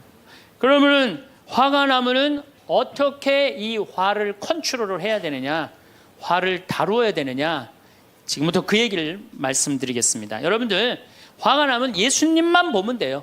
우리가 인생이 답답할 때 누구만 보면 돼요? 예수님만 보면 됩니다. 요한복음 8장에 간음한 여자 얘기가 나옵니다. 자, 요한복음 8장에 간음한 여자 얘기가 나와요. 당시 2000년 전에 여자가 간음을 했다. 이건 당시 중동 지역에서는 어떻게 했느냐면, 돌로 쳐서 그 여자가 돌에 맞아갖고 쓰러져갖고 돌 무더기를 만들어서 죽여요. 이번에도 중동에서 그런 일이 있었죠. 사진을 보니까 진짜 돌 무덤을 만들어 버리더라고요. 근데 이 여자가 간음을 하다가, 이번에 이 중동에서 그런 분은 남자하고 팔짱 끼고 나갔는지 그냥 외출했다고 그거 이유 하나로 그 처벌을 당했어요. 근데 이 여자는 현장에서 붙잡혔어. 중동에서 이 여자들은요 다 싸고 다녀요. 그만큼 여자를 사람 취급을 안 해요. 그런데 이 여자가 간음을 했어. 그러니까 남자들이 막 화가 날 것 같아, 안 날 것 같아요? 너무너무 화가 나는 거지. 이 여자는 여러분들 예뻤겠어요, 안 예뻤겠어요? 예뻤을 거예요. 왜냐하면 당시에 간음을 한다는 건 목숨을 걸었기 때문에. 이 여자 몸매는 어땠을 것 같아요? S라인에 S라인. 이게 벤지 엉덩이인지 구분도 안 되는 여자고 간음할 수가 없어요. 예쁜 여자가 다른 남자하고 대낮에 간음하다가 붙잡혔다. 남자들이 흥분할 수밖에 없어요. 그래갖고 막 눈이 뒤집어져 갖고, 예수님은 안 그래도 예수님한테 별렀어요. 왜? 요한복음 7장에 귀에만 대면 예수님을 죽이려고 그랬거든. 근데 이 사건이 8장에 일어나요. 8장에. 그러니까 모두를 용서해라, 사랑해라, 이런 분하고 율법 1.1핵도 없어지면 안 된다. 그러니까 율법학자들이 예수님 앞에 이 여자를 패댕기를 치는 거예요. 당신이 이 여자 간음했는데 어떻게 하면 좋으냐고. 근데 예수님이 보니까 이 사람들이, 이 남자들이 너무너무 흥분해 있는 거야. 눈이 뒤집어진 거예요. 보니까 흰 눈동자 95%, 까만 눈동자 5%야. 눈이 확 뒤집어져 있는 거야. 근데 예수님은 참 지혜로우셔요. 흥분한 사람하고는 얘기를 안 하시는 거예요. 여러분들, 두 사람이 막 싸워. 내가 말리로 들어갔어. 말리로 들어가면 나중에 흥분한 사람들 속에 뛰어들어가면 나중에 몇 명이 싸워요? 3명이 싸워요. 이게 눈에 뵈는 게 없을 때는요, 아무리 좋은 말도 귀에 안 들어오는 거예요. 눈에 뵈는 게 없을 때는. 예수님 딱 보니까 이 사람들이 완전히 흥분해 있어. 그러니까 상대 안 합니다. 어떻게 하냐면 대꾸도 안 하고 바닥에다 뭘 쓰세요. 땅바닥에 뭘 쓰세요. 참 위대한 행동이죠. 흥분이 가라앉을 때까지 기다리시는 거죠. 저는 제 소원이 하나 있어요. 저는 본당 신부를 10년 동안 했는데, 다행히 한 번도 뭐 교우들끼리 뭐 서로 싸워갖고 패가 갈린다든가 그런 적이 없어요. 그런데 이제 내가 다음에 이제 한번 본당에 나가면 주교님한테 가서 꼭 부탁하고 싶어요. 주교님한테 나는 어떤 본당에 나가고 싶냐고 부탁을 하고 싶냐면은 성당이 두 패로 나눠져 갖고 머리통이 터지게 싸우는 본당에 나 보내달라고. 내가 꼭 하고 싶은 게 있어서 그래요. 뭘 하고 싶으냐면은 내가 이제 머리통이 터지게 싸우는 본당에 발령받아 갔단 말이야. 딱 발령받아 가면은 양쪽 회장들이 딱 올 거 아니에요. 신부님, 저치들이 우리 성당 돈 다 빼먹었다고. 또 이쪽 회장들은 저치들이 우리 성당 분위기 다 깬다고 CCBB를 가려달라고 흥분이 돼갖고 오면은 나는 아무 말도 안 하고 사제관 방바닥에 뭘 써보고 싶어요. 나 그거 꼭 해보고 싶어요. 여러분들도 만약에 남편이 나하고 얘기 좀 하자고 남편이 흥분돼갖고 너 왜 우리 어머니한테 그렇게 못되게 대하느냐 그래갖고 싸우자고 문을 열고 딱 들어와갖고 딱 봤는데 남편이 흥분을 했어. 눈동자를 보니까 흰 눈동자 95%, 까만 눈동자 5%야. 그러면은 부인이 그래 나도 할 얘기가 많다 해보자. 그러면은요 어떻게 될 것 같아요? 싸우고 귀싸대게 맞게 돼 있어요. 왜? 말로 싸우면요 남자는 여자를 못 이겨요. 남자는. 왜냐하면 여자는 하루에 25,000마디를 하고 남자는 하루에 15,000마디밖에 못 하거든요.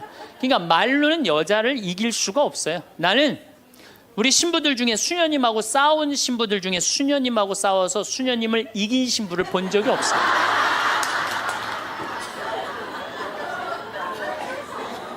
말로는 안 되는 거예요. 그러니까 여러분들 남편이 흥분해갖고 딱 나하고 얘기하자 그러면 여러분들은 아무 대꾸하지 말고 방바닥에 뭘 쓰세요. 뭐 할 때까지? 남편 흥분 가라앉을 때까지. 예수님은 땅바닥에 쓰시는 거예요. 사실은 그거는 다른 뭐 아주 신학교 있을 때 뭐 많이 배웠죠. 뭘 써셨을까? 예수님이 과연 뭐 별 얘기를 들었는데 다른 의미는 아니고 흥분이 가라앉을 때까지 기다리신 거예요. 그래갖고 이제 이 사람들이 이제 흥분은 가라앉고 사건만 남은 거야. 사건. 그래갖고 이제 흥분이 좀 가라앉은 상태. 여러분들 아무리 화가 나도 열만 심으면요 웬만하면 흥분이 가라앉아요. 그 열을 못 쉬어서 흥분이 터지는 거죠. 그러니까 좀 어느 정도 흥분이 가라앉으니까 이 사람들이 물어봅니다. 이 여인을 어떻게 하면 좋겠습니까? 간음을 했는데. 그러니까 예수님이 딱 보니까 이제 흥분이 가라앉은 것 같아. 그러니까 딱 한마디 더 합니다. 그래? 그렇다면은 너희 중에 죄 없는 사람이 먼저 저 여자를 돌로 쳐라. 그리고 그 다음 행동이 기가 막히세요. 다시 땅바닥에 뭘 쓰세요. 이게 뭐냐면 생각할 시간을 주는 거예요. 생각할 시간. 여러분들 만약에 자식을 막 혼냈어. 너 한 번만 더 게임하면 엄마가 저 컴퓨터 부셔버린다고. 그리고 너 문 열어놔. 그리고 문 열어놓고 자기는 텔레비전 보고 있으면서 아들은 게임 하나 안 하나 한쪽 눈으로는 게임 하나 안 하나 보고 한쪽 눈은 텔레비 보고 있으면 아들이 그걸 잘 받아들이겠어요? 더 욱하는 게 생겨요. 한 번 혼냈으면요 생각할 시간을 주는 게 중요한 거예요. 그러니까 예수님은 생각할 시간을 주는 거예요. 너희 중에 죄 없는 사람이 먼저 저 여자를 돌로 쳐라. 그리고 난 다음에 예수님 다시 땅바닥에 뭘 쓰십니다. 그런데 언제까지 기다려 주시느냐 하면 다 떠날 때까지 기다리는 거예요. 중간에 고개 안 돌리시고. 그리고 다 떠났어. 다 떠나고 나니까 그때서 고개를 들어서 혼자 남은 여인한테 물어봅니다. 여인아, 네 죄를 묻던 사람들이 어디 갔느냐? 아무도 없습니다, 주님. 그래? 그들이 만약에 네 죄를 묻지 않았다면 나도 네 죄를 묻지 않으마. 이거 기가 막힌 얘기예요. 왜? 예수님은 죄를 묻을 수 있는 권한이 있으신 분이에요. 얼마든지 그 여자를 징계할 수 있어요. 그렇지만 다른 사람이 묻지 않았기 때문에 나도 묻지 않겠다. 아, 기가 막히지 않아요? 예수님은 세 사람을 용서합니다. 첫 번째, 죽이자고 덤비는 바리사이들을 용서하고, 간음한 이 여인을 용서하고, 그 다음에 율법의 1.1획도 나는 어기로 온 것이 아니다, 없애러 온 것이 아니다, 이렇게 가르친 당신까지 용서한 거야. 다시 말해서 흥분이 가라앉으면요 문제 해결은 다 돼요. 흥분한 상태에서 여러분들이 문제 해결하려고 하면 해결이 안 된다는 얘기예요. 그렇다면은 이 흥분은, 화는 어떻게 하면 조절할 수 있느냐? 첫 번째, 숨을 잘 쉬어라. 이거는 모든 화를 조절하는 책을 읽어보면요 첫 번째로 나오는 게 숨을 잘 쉬어라예요. 화가 나면은 숨이 가빠져요, 안 가빠져요? 가빠지죠? 씩씩거린다 그러죠? 이게 숨을 어떻게 주체하지 못해서 그러는 거예요. 근데 여러분들, 숨은 창세기에 보면은 하느님이 인간을 창조하시고 뭘 불어넣었다 그래요? 숨을. 그러니까 우리가 숨을 쉰다는 건 생명을 쉬는 거예요. 생명을. 그러니까 숨을 잘못 쉬면 생명을 잘못 다루는 거하고 똑같은 거예요.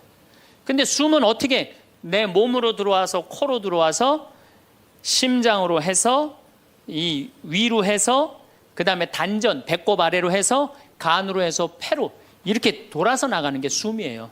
그래갖고 온전히 산소 공급이 온 장기 안에 다 돼야 돼.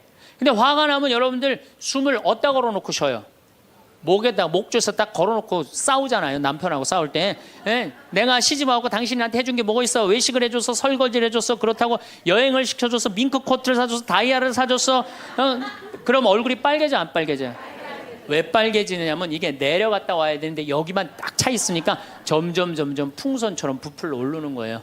그렇게 1시간을 소리 지르고 싸우면은 1시간 동안 여기 산소 통합니까 안 통합니까? 안 통하면 여기가 무슨 병이 드느냐면 화병이 드는 거. 그래서 드는 병이 화병이에요. 그러니까 싸울 때 어떻게 싸워야 되냐면 숨을 쉬고 싸워야 되는 거예요. 싸울 때 어떻게 싸워야 되냐면 당신이 말이야 시집 와갖고 나한테 해준 게 뭐가 있어? 설거지를 해줬어. 그렇다고 외식을 시켜줬어.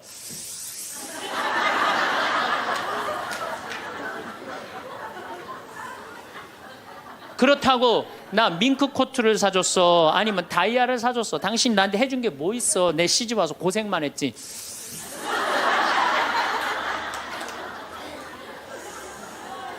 그렇다고 내가 하느님 그렇게 열심히 믿었는데 예수님 태어난 나자렛을 보내줬어. 갈릴레아를 보내줬어. 나 이 집에서 종처럼 일만 했는데 당신 뭐가 있다고 나한테 소리를 지르고 그래? 이렇게 숨을 쉬고 싸우면은요 절대 남편한테 귀싸대기 안 맞아요. 남편이요 차분히 얘기하게 돼 있어요. 근데 막 흥분을 끌어올리면서 얘기하면 사람 감정이 격해져 갖고 이성이 사라지는 거예요. 그래서 우리가 내가 너무너무 화가 나면은 심호흡을 10번만 하면은 굉장히 문제가 해결된다는 거예요. 그래서 여러분들 화가 나면 어떻게 해라? 숨을 잘 쉬어라. 두 번째, 화가 나면 어떻게 해라? 걸어라. 걷는 게 아주 중요합니다. 여러분들 화가 날 때 묵주를 들고 나와서 동네 한 바퀴만 돌면은요 알아서 마음이 정리가 돼요. 해결책도 알아서 나와요. 2시간, 3시간만 걸으면은요 완전히 차분해져서 들어가요. 그러니까 화가 나면 그 자리에서 떠나야 되는 거 무조건. 떠나는데 가만히 있으면 더 이게 일어나거든요. 그래서 이 꼼포스텔라라고 스페인의 야고보 성인 무덤 가는 800km 그게 세계적으로 그렇게 인기가 좋은 게 왜 인기가 좋으냐 하면은 그 걸으면서 사람이 치유가 다 되고 마음 정리가 다 되기 때문에 그러는 거예요. 그러니까 걷는 거는 건강에도 좋지만은 마음을 정리해 주는 게 걷는 거예요. 그래서 여러분들 정말로 화가 나면 어떻게 걸으세요. 그리고 정말로 큰 숙제가 있다. 내 인생에 큰 숙제가 있다 그러면은 도보 성지순례를 하세요. 도보 성지순례를. 저는 우리 교우들이랑 이 세남터에서부터 미리네까지 전체 교우가 밤 8시면 모여갖고 새벽 3시, 4시까지 저 미리네까지 걸었어요. 그 목요일, 금요일, 토요일, 일요일 4일을 걸었는데 그 한 400~500명 되는 교우들이 나한테 체험, 은혜 받은 얘기를 하는데 이건 보통 은혜 받은 게 아니에요. 허리 아프던 사람은 허리 다 낫고 위장 아프던 사람 위장 다 낫고 마음 복잡한 사람 마음 정리되고 사업이 막 안 돼갖고 괴로워하던 사람은 빛을 보고 걷는 게 그렇게 우리 인생에 중요한 거예요. 그래서 내가 정말 문제가 있다. 세남터서부터 걸으세요. 세남터 우리 김대건 시모님 시신 모시고 미리네까지 원선쇼 할아버지가 그땐 청년이었지만 갔잖아요. 그 생각하고 걸으면은요 여러분들 은혜 많이 받으실 거예요. 그러니까 화가 나면 어떻게 해라? 숨을 잘 쉬고 그 다음에 어떻게 해라? 걸어라. 그 다음에 화가 나면 화를 조절하는 방법 중에 세 번째는 잘 먹어라. 이게 먹는 게 화를 먹는 경우가 너무 많아요. 인스턴트 음식 그렇죠? 이거 잘못 먹으면요 다 화가 들어있는 거예요. 그리고 고기 너무 많이 먹으면요 화냅니다. 여러분들 사슴 싸나워요 안 싸나워요? 안 싸납죠? 사자 싸나워요 안 싸나워요? 싸납죠? 사자 뭐 먹어요? 고기 먹죠? 사슴 뭐 먹어요? 풀 먹죠? 내 아들이 나한테 덤비는데 막 리모컨 던지고 막 자기 막 방문 부시고 그러면은요, 애가 성격이 나빠서 그런 게 아니에요. 아, 내가 고기를 너무 많이 먹여서 그렇구나. 그래갖고 걔를 뭘 먹이냐면 6개월 동안 풀만 먹여보세요. 6개월만 지나면 완전히 온순해집니다. 그리고 여러분들, 우리가 먹는 게 화가 너무 많아요. 아주 비근한 예를 하나 드릴게요. 달걀을 예를 드릴게요. 달걀을 여러분들, 닭들 어떻게 달걀을 낳아요? 우리 지금 여러분들 보통 드시는 닭들 다 가둬놓고 하죠? 재웁니까? 안 재웁니까? 안 재우죠? 재우지도 않죠. 공간이 조그맣죠. 스트레스 받으니까 옆에 닭 막 좁니다. 부리로. 그러니까 어떻게 하냐, 부리를 잘라요. 못 쪼개. 그런 닭들이 놓는 달걀은 화가 들어있을까요? 안 들어있을까요? 화가 들어있는 거예요. 그런 음식들이, 자연적이지 않은 음식들이, 반자연적인 음식들을 우리가 먹는 게 문제예요. 우리 닭들은 내가 300마리 키우는데 막 날아다니면서 놓는 알들은 벌써 향이 좋아요. 딱 깨서 먹으면 아주 고소하고. 그런데 일반 그 시중에서 이렇게 사는 닭들은 막 약간 좀 비리고 이런 냄새, 그 스트레스 받는 거예요. 그럴 만큼 먹는 게 중요한 거예요. 그래서 자연식이라는 게 우리한테 그래서 중요한 거예요. 그래서 이 화도 커피 많이 먹으면 막 심장 두근두근 거려요, 안 거려요? 그런 상태에서 화나는 일이 있으면 폭발합니다. 그러니까 먹는 게 아주 중요하다. 네 번째, 우리가 화를 잘 다스리려면은 이게 음양의 조화, 인생을 좀 즐길 줄 알아야 돼. 인생을. 하느님이 6일 일하고 7일째 쉬셨어요, 안 쉬셨어요? 쉬셨죠? 그럼 여러분들도 일하고 쉬어야 돼, 안 쉬어야 돼요? 쉬어야 돼요. 근데 우리는 잘 안 쉬어. 하느님이 태양도 동그랗고 달도 동그랗고 산도 동그랗고 사람 머리도 동그랗고 이렇게 동그랗게 만들어 놓으신 이유는 동그랗게 살라고 그러는 거예요. 그런데 우리 평창에 내가 생태마을에서는 운전하고 읍내에 나가면은 한 번도 빵빵거리는 소리를 못 들어요. 근데 서울만 딱 오면은 여긴 다 네모나고 삐죽해. 그러니까 네모나고 삐죽한 거 보는 사람들 딱 1초만 늦게 출발해도 빵빵거리고 난리도 아니에요. 그러니까 여러분들 음양의 조화를 잘 이루어야 돼요. 남녀 뭐 쉬는 거 이런 게 굉장히 중요한 거거든요. 그래서 좀 어디 가서, 그러니까 우리 생태마을 같은데 1년에 일주일씩 와서 조용히 기도하고 쉬고 가면은 영혼이 편안한 거죠. 그러니까 여러분들 지금 나이 60 드신 분들 60년 일했으면 나머지 인생은 즐거워야 돼, 안 즐거워야 돼? 즐거워야 돼. 그러니까 그런 음양의 조화를 잘 해야 된다. 다섯 번째, 제일 중요한 거, 화가 안 나는 최고 좋은 길은 뭐냐면 자기 자신한테 잘해주면 돼요. 내가 행복하면 절대 화 안 납니다. 얼마 전에 우리 집에 대장암으로 온몸에 퍼져서 돌아가신 분이 계세요. 자매님이 나보다 1살 많은데 죽기 일주일 전에 나를 딱 끌어안고 울면서 이런 말을 했어요. 신부님, 나는 내가 이제 곧 죽을 것 같은데 나는 남편한테도 안 미안하대요. 왜 안 미안하냐면 남편 평생 집 돌본 적이 없대요. 그래서 하나도 안 미안하대요. 그리고 자식한테도 안 미안하대. 왜? 대학까지 자기가 이 빌딩 청소해갖고 대학까지 졸업시켰대요. 그런데 누구한테 미안하냐면 자기한테 미안하대. 자기는 이 47년을 살면서 한 번도 고생만 했지 자기 맛있는 고기를 사준 적도 없고 자기한테 예쁜 옷을 해입힌 적도 없고 좋은 데 구경시켜준 적도 없다는 거야. 그런데 지금까지 고생만 하다가 떨컥 병에 걸려서 죽는다는 거예요.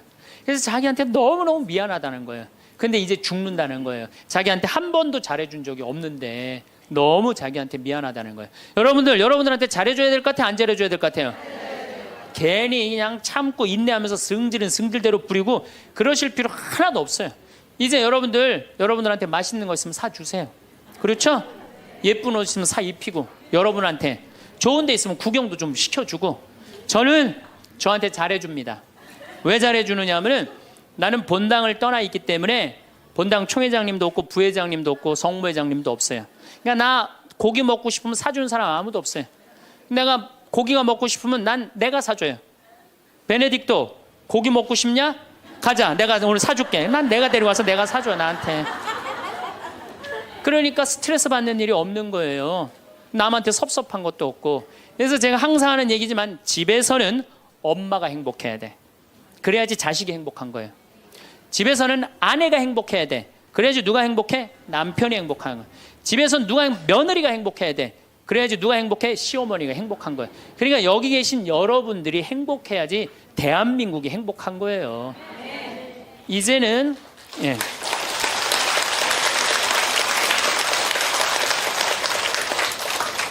자기한테 잘해주는 걸 비신앙적이라고 생각하지 마십시오. 온 세상을 얻는다 해도 자기 목숨을 잃으면 아무 소용이 없다. 작년 12월 달에 제 인생에 특별한 일이 생겼습니다. 12월 첫 주에 할머니 한 분이 저한테 찾아오셔서 100억을 기증하셨어요. 100억을 기증하셔서 첫 주에 와서 기증하신다고 그러더니 둘째 주에 기증을 그냥 교구청에 와서 주교님한테 하셨어요. 그냥 어떤 할머니는 90살 먹은 할머니 한 분은 5년 전에 나한테 500억 기증한다는 할머니 한 분은 아직도 기증하지 않은 할머니 있어요. 나중에 한다고. 이 할머니는 첫 주에 기증한다고 그러더니 둘째 기증을 하셨어요. 잠비아에 농업대학 세워달라고. 이 할머니가 이 기증하게 된 게 제 생각에는 아주 드라마보다도 더 드라마틱해요. 이 할머니가 벌써 3년이 됐네요. 이제 3년 전에 강도 4명한테 납치를 당했대. 강도 4명한테 납치를 당해갖고 할머니 차에 이 할머니를 꽁꽁 묶어서 여행용 가방에 넣어서 차 트렁크에 넣은 거예요. 그리고 할머니 지갑에서 카드를 다 뺏어갖고 은행마다 다니면서 돈을 빼기 시작한 거예요. 은행마다 다니면서 이틀을 할머니를 끌고 다닌 거예요. 차 트렁크에 넣어놓고. 이 할머니는 트렁크에 이틀이 있으면서 나는 죽었다 이렇게 생각했대. 나는 죽었다. 근데 이 강도들한테는 뭐가 가장 궁금하냐면 이틀을 끌고 다니니까 경찰들이 나를 지금 쫓고 있는지 아니면 집에서 신고를 했는지 그게 너무너무 궁금하잖아요. 그 라디오를 틀었는데 이 할머니 차인데 AM도 고장나고 FM도 고장난 거예요. 유일하게 뭐만 고장나지 않았느냐면은 CD 플레이어만 고장이 안 난 거예요. 근데 그 CD를 딱 틀었는데 뭐가 들어있었냐면 내 강의 화가 나십니까가 들어있었던 거예요. 그 딱 들었는데 내 강의를 딱 듣는 순간 이 강도들이 계속 듣더래요. 이틀을 반복해서 듣더래요. 내 강의는 나도 졸릴 때 내가 듣거든요. 운전하면서. 너무 신기한 게 내가 한 강의인데도 내가 듣는데 내가 막 웃겨. 여러분들처럼 내가 막 웃어요. 그러니까 그 강도들도 계속 웃더래요. 근데 이제 이틀이 지나고 나서 트렁크 속으로 들리더래요. 죽이자, 죽이지 말자. 계속 이 소리가 들리더래요. 이 할머니 그 소리 들을 때마다 얼마나 기가 막혔어요. 죽이자, 죽이지 말자 이러는데. 그런데 막 언쟁을 끝내고 난 다음에 두목이 트렁크에 있는 할머니를 꺼내더니 할머니, 우리가 이 CD를 듣다 보니까 할머니 죽일 생각이 없어졌다. 할머니 풀어줄 테니까 신고만 하지 말라고. 그래서 할머니가 풀려난 거예요. 저는 내 강의를 어떤 분은 신부님 강의 너무 좋아갖고 녹음을 CD를 해갖고 1000개를 해갖고 1000개를 돌렸다는 분도 내가 만났어요. 근데 저는 지금도 공개적으로 얘기하지만 나는 내 CD에 대해서 지적 재산권 저는 요구하지 않아요. 10,000개를 복사해도 돌려도 돼. 선교용으로 얼마든지 쓰세요. 저는 그 할머니가 그 CD를 듣고 나한테 100억을 기증한 게 더 중요한 게 아니라 그 CD를 듣고 4명이 살인을 저지르지 않은 것에 대해서 훨씬 더 감사해요. 저는. 근데 이 할머니가 풀려나서 1년 동안 바깥 출입을 못했대요. 1년 동안 너무너무 무서워서. 안 그렇겠어요? 세상이 얼마나 무섭겠어요. 그런데 할아버지가 계속 할머니한테 그런 거, 당신은 신부님 때문에 살은 거라고. 이 할아버지는 작년에 돌아가셨어요. 87세에 올해 돌아가셨는데, 올해 폐암으로 돌아가셨는데 이 할아버지가 계속 할머니한테 그랬대요. 당신은 신부님 때문에 살은 거라고. 이 할머니가 정신을 차리고 보니까 나 때문에 살은 거거든. 어느 성당에 강의를 들으러 왔는데 어떤 할머니가 쉬는 시간에 나한테 와서 인사를 어떻게 한 할머니가 있었느냐면은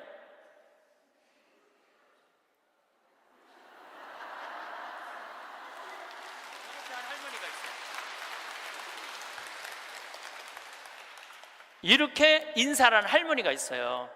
나는 그 할머니가 그때 그 할머니인지 몰랐어요. 그 할머니가. 근데 그날따라 내가 잠비아 얘기를 참 많이 했어요. 잠비아 얘기를. 그러니까 이 할머니가 그 강의를 들으면서 내가 만약에 죽었다면 그때 그 많은 재산이 하늘로 다 없어졌을 텐데, 저 신부님 때문에 살아났으니까 저 신부님이 원하는 일을 내가 해드려야 되겠다. 그리고 100억을 할아버지 빌딩 50억, 할머니 빌딩 50억 두 개를 다 해서 정리를 해갖고 교구청에 봉헌을 하신 거예요. 기가 막힌 거죠. 세상에 그런 일이 어디 있어요. 뭐 남들은 뭐 나한테 돈벼락 안 떨어지나 그러면 로또 한 번 맞는데 20억이랬는데 나는 5번이나 맞은 사람 로또를. 예. 물론 내 주머니에 들어오는 건 아니지만은, 그러니까 숙제가 생겼잖아요. 숙제가. 나는 느닷없이 그냥 할머니가 와갖고 잠비아에 농업대학 세우라. 난 농업대학 세워볼까 그랬지 세우려고는 안 그랬거든요. 예, 세우려고는 안 그랬어요. 하고 나중에 거기다 농업대학 세워볼까 이런 생각은 있었어요. 그럼 어떻게? 할머니한테 내가 말씀드렸어요. 할머니, 귀양 농업대학 세울 거라면 거기 가셔서 어디다가 세울지는 구경을 하고 와야 되지 않겠느냐. 내가 할머니한테 그랬어요. 그래서 잠비아에 이번 1월 달에 비행기 27시간을 타고 82살 된 할머니 손을 붙잡고 이번에 잠비아에 다녀왔어요. 예. 근데 여러분들, 잠비아가 얼마나 큰 나라냐면 우리나라 남한보다 7배 반이 커요. 7배 반이. 그리고 전체가 평지야. 전체가 평지고 전체가 숲이야, 숲. 그러니까 우리는 아프리카 그러면 막 사막, 그 다음에 막 먼지, 거기는 그런 거 하나 없어요. 그냥 숲만 정리해서 씨만 뿌리면 농장이 되는 데예요. 얼마나 비옥한지 몰라요. 얼마나 비옥한지. 누가 비가 안 오신대. 내가 할머니 모시고 간 보름 내내 비가 왔구만. 그러니까 안 가보고는 모르는 거, 사람이. 안 가보고는. 그러니까 가서 봐야 돼, 가서. 그러니까 예수님이 오죽 답답했으면 제자들이 저분이 진짜 맞아? 저분이 뭐 하느님의 어린 양이야? 뭐 어쩌고 저쩌고. 그러니까 예수님 뭐라고 그래요? 와서 보시오. 유식한 말로 come and see 그러잖아요. 와서 보시오. 할머니 손을 붙잡고 내가 잠비아를 갔어요. 잠비아를 갔는데 시장을 이제 만나러 가잖아요. 무프리라라는 시를 이제 찾아가서 이 할머니가 10 밀리언을 기증을 해서 내가 여기다 농업대학을 세우려고 그러니 땅을 좀 줘라. 시장님을 만나러 갔어요. 전날, 시장님 만나러 가기 전날 내가 그 프란치스코 전교 봉사의 수녀님 성당 있는 마당에서 하늘에 대고 기도했어요. 하느님, 내일 시장을 만나러 가는데 내가 땅을 얼마를 달라고 그럴까요? 그러니까 정말로 하늘에서 두 말도 안 하고 하느님께서 나한테 이렇게 말씀하시더라고요. 3,000헥타르 딱 그러더라고요. 네, 3,000헥타르 알겠습니다. 그래갖고 내가 시장이 땅이 얼마가 필요하냐고 그러길래 내가 영어로 얘기해서 I need 3,000 헥타르 딱 그랬어요. 근데 시장이 눈이 이만한 거예요. 그렇게 큰 땅이 필요하냐는 거예요. 이게 몇 평이냐면은 900만 평이야. 그러니까 여의도가 80만 평인데 여의도 11배만한 땅이에요. 나도 그렇게 큰 줄 몰랐죠. 3,000헥타르가 그렇게 큰 줄. 나도 진짜 몰랐어요. 근데 진짜 하늘에서 3,000헥타르 딱 그러길래 내가 부른 거지. 나도 3,000헥타르. 그렇게 큰 땅은 상상도 못했어요. 근데 더 놀라운 건 시장님이 이렇게 말씀하시더라고요. 그렇게 큰 땅이 필요하냐고. 그런데 미안하지만은 우리 무프리나시 전체가 450만 평밖에 안 된다는 거예요. 줄 땅이 없다는 거, 줄 땅이. 그리고 시장 재량으로 줄 수 있는 땅은 300만 평밖에 안 된다는 거예요. 1,000헥타르. 하느님은 나한테 900만 평 불렀는데 내가 300만 평만 받으면 이거 하느님 심부름을 잘 못하는 거 아니에요. 그래서 물어봤죠. 그러면 900만 평을 받으려면 어떻게 해야 되냐? 그랬더니 대통령을 만나야 돼. 대통령을 만나야지 대통령 사인이 나야지 그 땅을 줄 수가 있다는 거예요. 그럼 좋다. 내가 대통령을 만나겠다. 그래서 이번에 7월 22일 날, 1월 30일 날 갔다가 다시 7월 달에 잠비아를 또 갔어요. 7월 22일 날 대통령을 만났어요. 대통령을 만났는데 7월 22일은 참 특별한 날이에요. 내 생일날이에요. 생일날. 내 음력 생일날인데 7월 20일 날 만났는데 10시에 대통령을 만나기로 했는데 12시까지 대통령을 못 만났어요. 왜냐하면 우리 대기시설에서 기다리는데 뭐 유럽의 뭐 프랑스인가 어디 대사가 왔다 가고 그 다음 미국의 무슨 에너지 위원장이라고 국회 사람이 들어왔다 가고 계속 엠바서더 대사들이 대통령 만나러 가는 거예요. 우리는 뭐 땅 얻으러 온 사람들인가 가만히 대기실에서 계속 기다리고 있었죠. 기다리고 있는데 이번에는 특별한 사람을 만난 거야. 추장을 처음 본 거야. 추장. 여러분들 추장 본 적 없죠? 추장을 처음 봤어요. 내 태어나서 처음으로.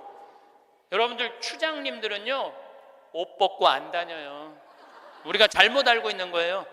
추장이 딱 들어오는데 추장이 먼저 안 들어와요. 경호원 2명이 딱 이런 양복 정장한 경호원이 딱 들어오는 거예요. 근데 딱 들어오는데 한눈에 추장인 줄 알겠더라고요. 모자를 탁 쓰고 여자 추장이야. 그것도 여자 추장이 딱 들어오는데 왕이 들고 다니는 홀을 딱 들고 들어오는 거야. 내가 그 대사들이 다 왔다 한 번도 안 일어났어요.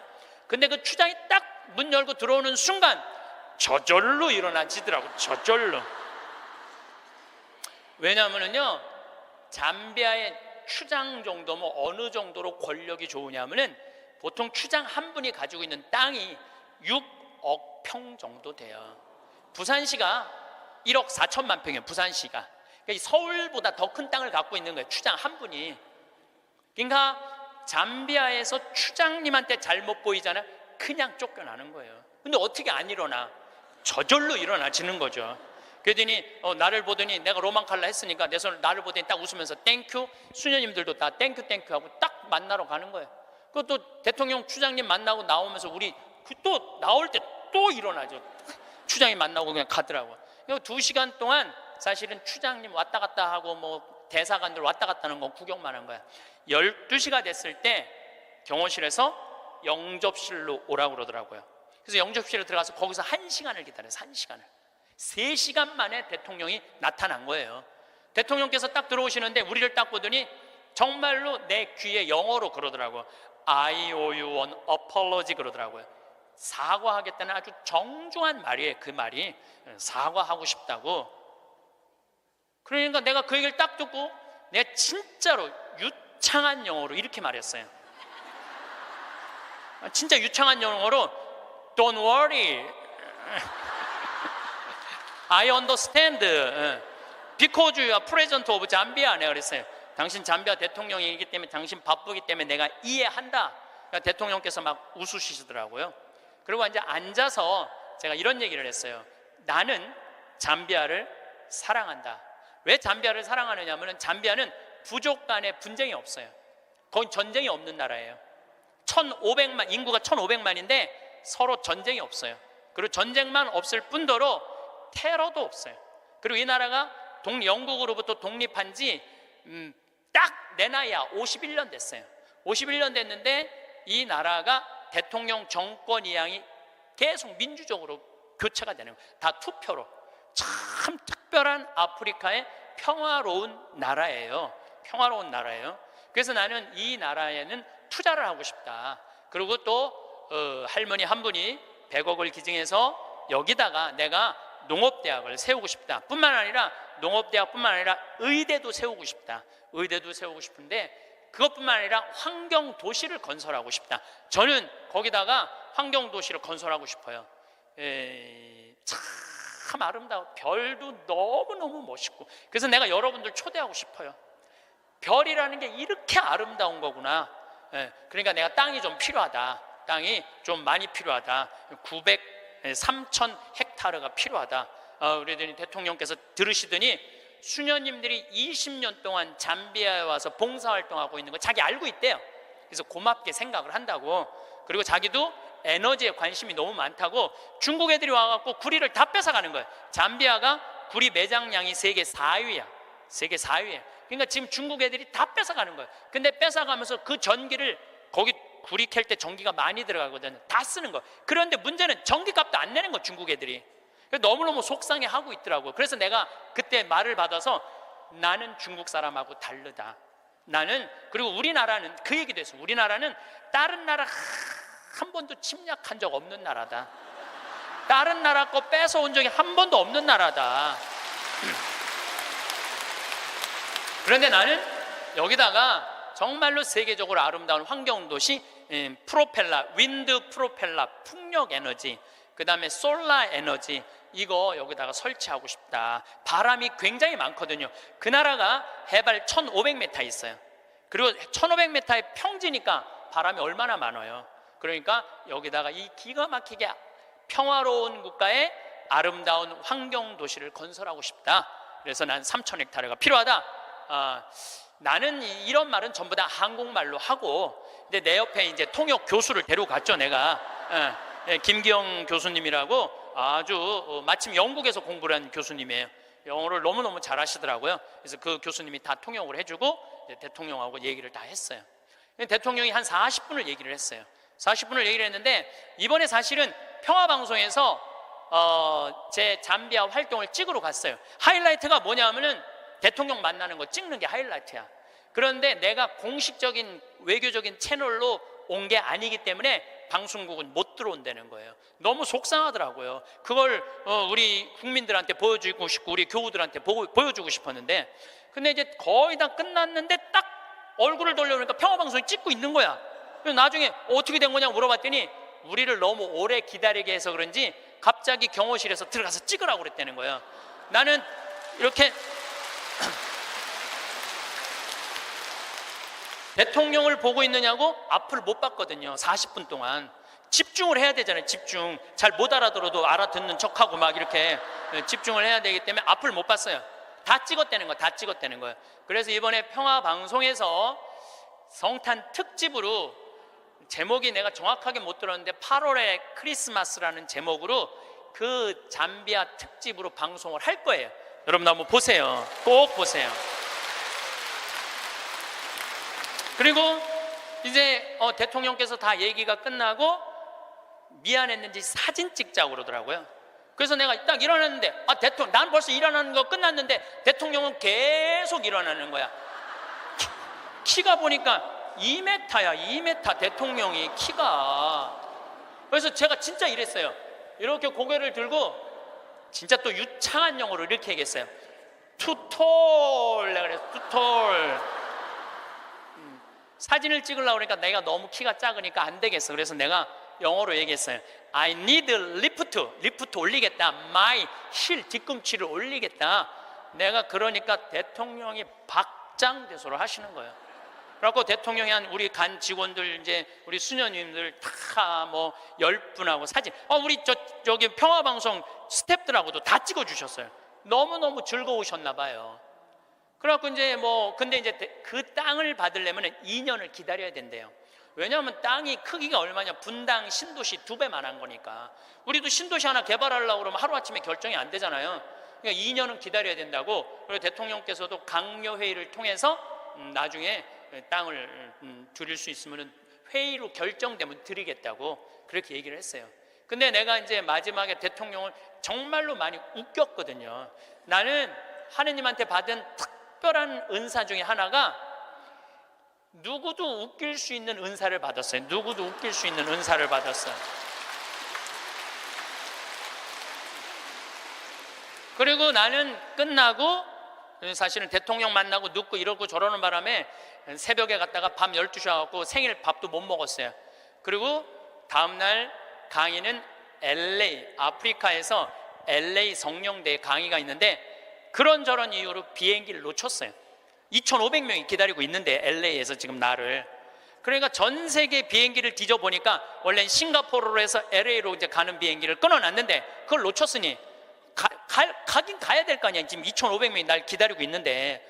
그래 뒤져보니까 남아프리카 공화국 요하네스버그에서 암스테르담, 유럽 맨 끝에 네덜란드 암스테르담에서 거기서 또 완전 끝으로 LA로 가는 비행기가 있더라고. 엄청 비싼 비행기 표가. 그걸 끊어서 하루 종일 걸쳐서 암스테르담에 도착을 했어요. 암스테르담에 도착을 해갖고 핸드폰을 딱 열어보니까 수녀님이 메시지를 보냈어. 신부님, 기적이 일어났다는 거예요. 무슨 기적인가 했더니 다음날, 하루가 지난 거니까 다음날 대통령께서 직접 국토부 장관한테 직접 전화했대. 직접 전화해갖고 어제 한국에서 오신 신부님 원하는 땅 3,000헥타르 장관이 책임지고 다 드리라고 그랬다는 거예요.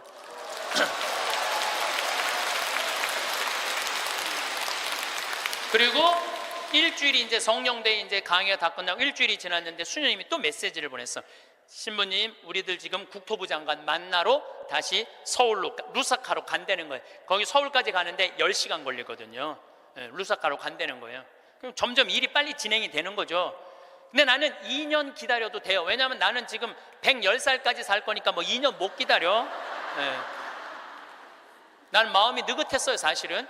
그리고 이제 한 달 반 동안 캐나다, 미국, 엘래스카 강의 끝나고 한국으로 9월 1일 날 들어왔는데, 7월 16일 날 나가서 한국으로 9월 1일 날 들어왔는데, 내 책상에 선물이, 어떤 선물이 왔느냐면 그 3,000헥타르 측량까지 다 끝나고 지적도가 딱 온 거예요. 지적도가. 그 사이에 한 달 반 사이에 그 땅을 다 받은 거예요. 근데 그 땅이 어떤 땅이냐면 내가 원하는 땅을 다 준 거야. 거기에 유칼립투스, 소나무 이렇게 굵은 거 어마어마하게 산림청에서 심어놓은 거 다 준 거, 그 땅. 그리고 강이 2개가 흘러요, 그 안에. 근데 수량이 굉장히 많아요. 수량이 완전 건기인데도 요거 지금 한 칸 되는 개울 강이죠. 거기는 강이 한 칸 되는데 2m 정도 되는 물이 철철철철 흐르더라고. 그리고 그 강 끝에 습지가 있는데 그 끝에 악어들이 굉장히 많은데 그 악어까지 다 주신 거야. 악어까지. 그 악어까지 다 주신 거야. 그래서 내가 그거를 받고 너무 행복하더라고. 그래서 우리 수원교구 교구장인 이용훈 마티아 교구장님한테, 주교님, 제가 이러이러한 일로 잠비아에 지금 농업대학을 세우기 위해서 이제 수원교구 해외 선교 사업으로 이 농업대학을 세우고 싶은데 여기까지 진행이 됐습니다.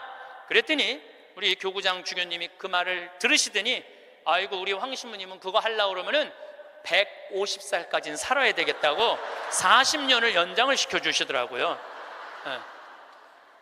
그런데 여러분들, 오래 사는 건 중요한 게 아니에요.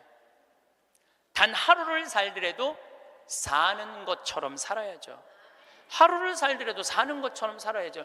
여러분들 80살서부터 90살까지 10년 동안 뒷방에서 이러고 살면은 그 10년의 의미가 있어요, 없어요? 의미가 없어요. 삶은요, 재미도 있고 의미도 있어야 돼요. 뒷방에 앉아갖고 재미도 없고 의미도 없으면 그건 의미가 없는 거예요. 그래서 사는 것처럼 살아라. 귀양 살라고 그러면은, 달걀 중에 유정란이 있고 무정란이 있어요. 똑같은 달걀인데 어떤 달걀은 뿅아리를 까고 어떤 달걀은 뿅아리를 못 까요. 참 그거 구분하기 어렵대요. 유정란인지 무정란인지. 똑같은 달걀인데. 근데 사람도요, 유정란이 있고요, 무정란이 있어요. 똑같이 인생을 사는데 이 사람은 무정란이야. 생명이 없는 사람이 있어. 매일 죽는다는 소리 입에 그냥 달고 다니는 사람이 있어요. 근데 어떤 사람은 유정란이 있어. 난 너무 행복해. 난 너무 감사해. 난 사는 게 너무 즐거워. 이 사람들은 유정란. 유정란하고 무정란 구분법을 알려드릴게요. 첫 번째, 저 사람이 유정란인지 무정란인지 구분하는 첫 번째 방법은 뭐냐면, 이 사람이 웃느냐 웃지 않느냐에 따라서 유정란이냐 무정란이 구분돼요. 여러분들 하루 종일 같은 모임에 다니는 친구들이 있어. 같이 밥도 먹고 여기 만나러도 가고 여기저기 구경도 다녀. 근데 다 웃는데 딱 한 사람만 남들이 웃어도, 이런 사람 있어요, 없어요? 꼭 있어요. 그 사람은 무정란이에요. 이 사람은 밥 먹는 게 즐겁지도 않고 대화하는 게 즐겁지도 않은 거야. 그 사람이 웃긴 말해도 하나도 귀에 안 들어와. 그 사람은 왜 안 웃는지 알아요? 상대방을 무시하려고 안 웃는 게 아니에요. 이 사람이 왜 안 웃느냐 하면은, 이 사람 머릿속은 이런 생각밖에 없어. 남편하고 이혼을 해봐라. 조이팔한테 1억을 투자했는데 그거 어떻게 찾아? 이러니까 웃을 수가 없는 거예요. 아들이 하나 있는데 새벽 4시까지 게임을 하고 낮 5시에 일어나. 이런 사람은 웃을 수가 없는 거예요. 이 사람은 뭐가 가득한 사람이냐면 근심 걱정이 가득한 사람이에요. 근심 걱정이 가득한 사람은 웃을 수가 없어요. 근데 여러분들이 근심한다고 단 하루라도 생명을 연장할 수 있어요? 걱정하지 말라고 예수님이 마태복음 6장에 말하잖아요. 걱정하지 말아라. 너희들은 오늘 일은 오늘로 족하다. 무엇을 먹을까, 무엇을 마실까, 무엇을 입을까 걱정하지 마세요. 그러니까 여러분들은 걱정하지 말고 그냥 웃고 사세요. 웃음은 기적의 시작입니다. 저는 차쿠아 룽가 대통령께서 마지막에 박수를 치고 웃는 모습을 보고 저분이 나 땅 주겠구나 그런 생각이 들었어요. 왜냐하면요, 웃음은 기적의 시작이에요. 웃음은 기적의 시작. 또 여러분들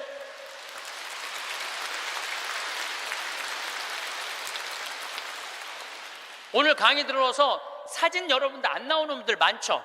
아, 나 왜 사진이 안 나와? 들여다봐요. 웃나 인상 쓰고 있나? 사진 잘 나오는 비법은요, 웃는 거예요. 이빨 살짝, 이거 웃는 거예요. 그러면은요, 아무리 못생긴 사람도 참 예쁘게 나와요. 웃음은 기적의 시작이에요. 그런 사람은 유정란으로 살 수 있어요. 유정란, 무정란 두 번째 구분법은 뭐냐면은 감동하느냐, 감동하지 않느냐예요. 여러분들 어떤 사람도 보면 뭐 맛있는 거, 아우 맛있다, 정말 맛있다, 막 이렇게 좋아하는 사람 있죠. 뭐 신난다, 뭐 공연을 봐도 너무 멋있다 이런 사람 있죠. 그런 사람이랑 같이 다니면 다닐만 해요. 네. 저는 이번에 미국 강의 중에 유타라는 곳을 여행을 했어요. 일주일 동안. 유타는 뭐냐면 여러분들 서부 영화 보면 막 쫙 빨간 돌산이 막 하늘 높이 서 있고 그런 거 있죠.